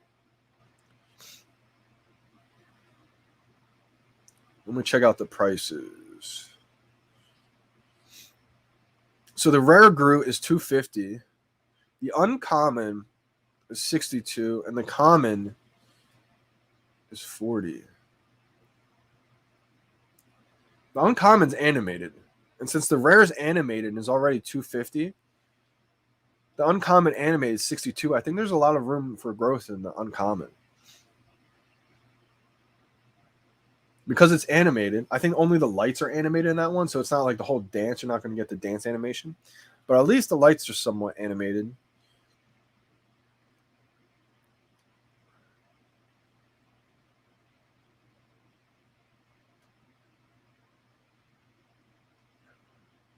It may take a while for something like the Groot to appreciate in value, but I think I would go with the uncommon. Would not sell the Star Wars. Price has been jumped 1K each week. It's so tough to sell any of those golden moments because I think they're all just going to continue to rise. There's never going to be more golden moments from Disney. There's never going to be another first NFT, so that's a tough battle. Does the Groot uncommon dance too? I didn't know that. Prize on the move, 10.4K. Yeah, everything's going crazy right now in the market, guys. I think we haven't seen anything yet. Still so early. I mean, maybe obviously when a big IP gets announced, there's always temporary retracements. But that's going to get smaller and smaller and smaller as we keep growing, as those flippers flip those collectibles into collectors' hands. So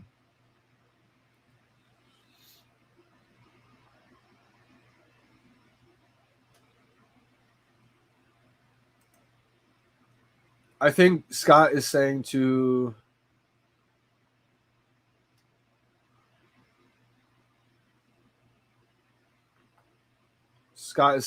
Milestone Ranch, basically, don't do it if you don't have to.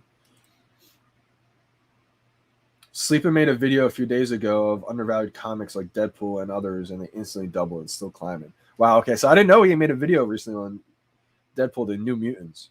Shout out to Sleepin Comics. He definitely knows what he's talking about. Definitely a good person to pick his brain. I think New Mutants are slept on too. I got actually 6 ultra rares I picked up under $200. I think I may have 5 left, 6 left. Let me see. I think I might have just sold one recently. Let me go into it. New Mutants commons are $42. Yeah, they were just like $27. The ultra rare is still sitting at $250. How many do I have left? I have 5. So I have 5 ultra rares. I picked them all up under $200. So I was trying to wait to at least get to like in the 3s. But look at this jump. Ready? Look at the jump from $500 to $900. Obviously, people can put more in to get listed. But like if you look at the New Mutants ultra rare, it's not gonna focus up for me. Okay, so if you go look at the ultra rare New Mutants, it goes from $250. There's a couple of them. And you scroll down, decent amount to $500, $535, $568, and then look. It goes from $568 to $900. And then just gets out, and then the 2.4K to 10K. Like, if people came in and swept the New Mutants ultra rares, it could get crazy instantly. That's the reason why I picked up 6 of them. Because I was like, okay, under $200, it's not the most holy grail comic book. Like, I like the ones better, like the top 3: Marvel Comics #1, Fantastic Four #1, Amazing Spider-Man #1. But I was looking at the New Mutants, and all the comic collectors do say this is a pretty decent comic book. It's not the holy grail, but it's a pretty decent one, like Sleep and said. And the ultra rares were like 190. So I was like, if this is a decent comic book, how is the ultra rare 190? Especially if the secret rare is going for like almost 2K. Just felt so undervalued. So I scooped up like a handful of them. I did just let one go recently just to get more liquidity. I barely had any profits on it. But I'm going to wait until it gets up, gets going a little bit. And I'll probably sell off 1 or 2, get some profits back. Glad to see New Mutants doing well, man.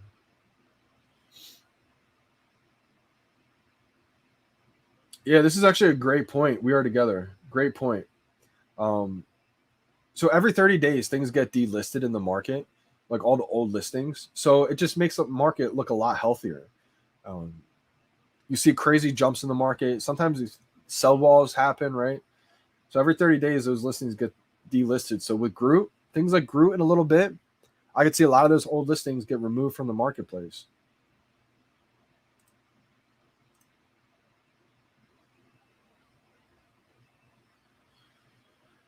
I would go John Walker if it was me.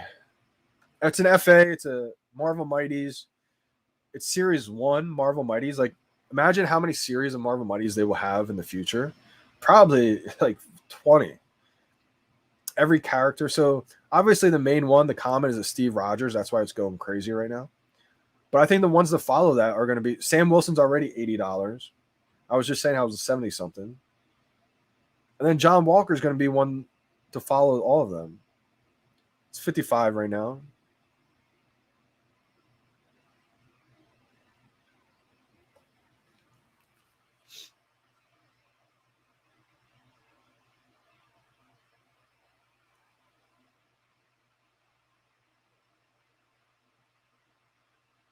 I'm buying a couple more, actually. I just bought 2 more. So the floor's at 55 for the John Walker. I think that's definitely got room to grow. Maybe there's a big drop that happens soon, and then next week things may dip a little bit. But I think long term, it's a safe bet.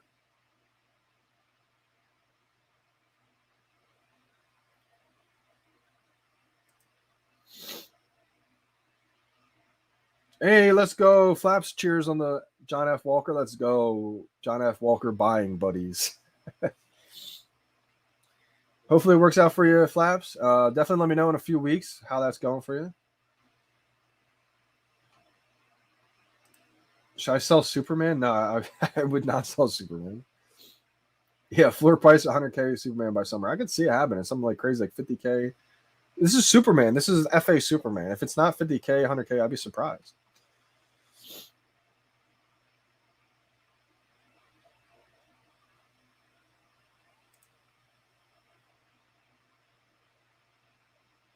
Yeah, I didn't think Uncommon Groot dances. I'm pretty sure just a light switch on the Uncommon Groot. Let's go. MC1 common $500. I think that will hit 1,000. Crazy for everybody stacked up on them big time. I mean, big things are happening. I'm surprised it took this long for VeVe to boom. But in reality, it's still so early.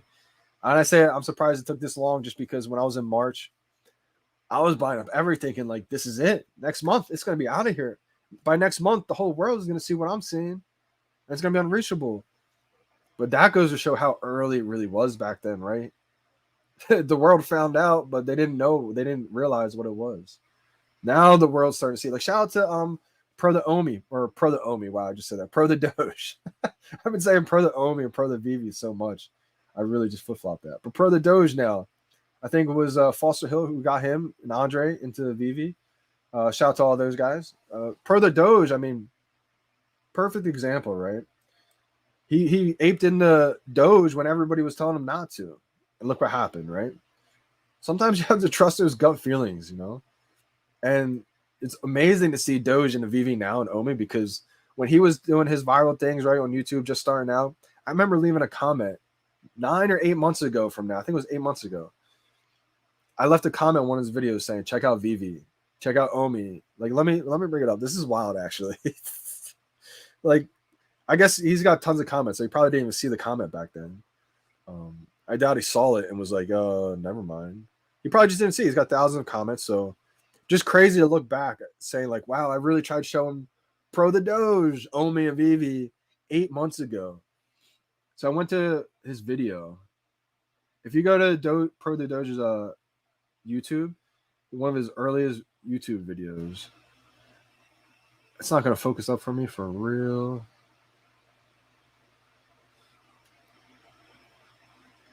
But I said, yo, bro, have you checked out Omi and VeVe? Hashtag VeVe. 100 plus major brand licenses, premium 3D agar, digital collectible, digital assets. Crazy. Imagine if he took his millions and put it all in the VeVe right then. Like, dude might be a billionaire right now. But it's just great to see people like that in the community now. And, you know, it's all about trusting your gut instincts. He trusted his gut when Omi paid off, or trusted his gut with Doge and paid off big time.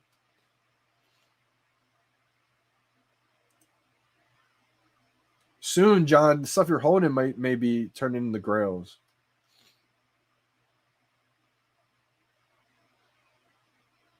All right, guys, I'm going to be heading off. I'm going to be tuning into the discussion on Discord. So, a lot of drops coming up this week. Stay tuned, everybody. I'll definitely be live streaming tomorrow morning as well. Appreciate you guys big time for tuning in, joining. If you guys can catch the Discord discussion on the Discord chat, I would definitely check it out. That's where I'll be right now. I don't want to stream it now because it's like kind of halfway into it. But hopefully next time I'll be able to stream the whole thing for you guys. Definitely check it out in their Discord. I'm going to be signing out. Appreciate you guys big time for tuning in. Can't believe I got one today. Unbelievable live drop. First one in forever. Appreciate you guys big time for the super chats and everything today. Amazing live stream. I'll catch you guys tomorrow. I'm signing out. It's your boy, Johnny Dunn. We out, y'all.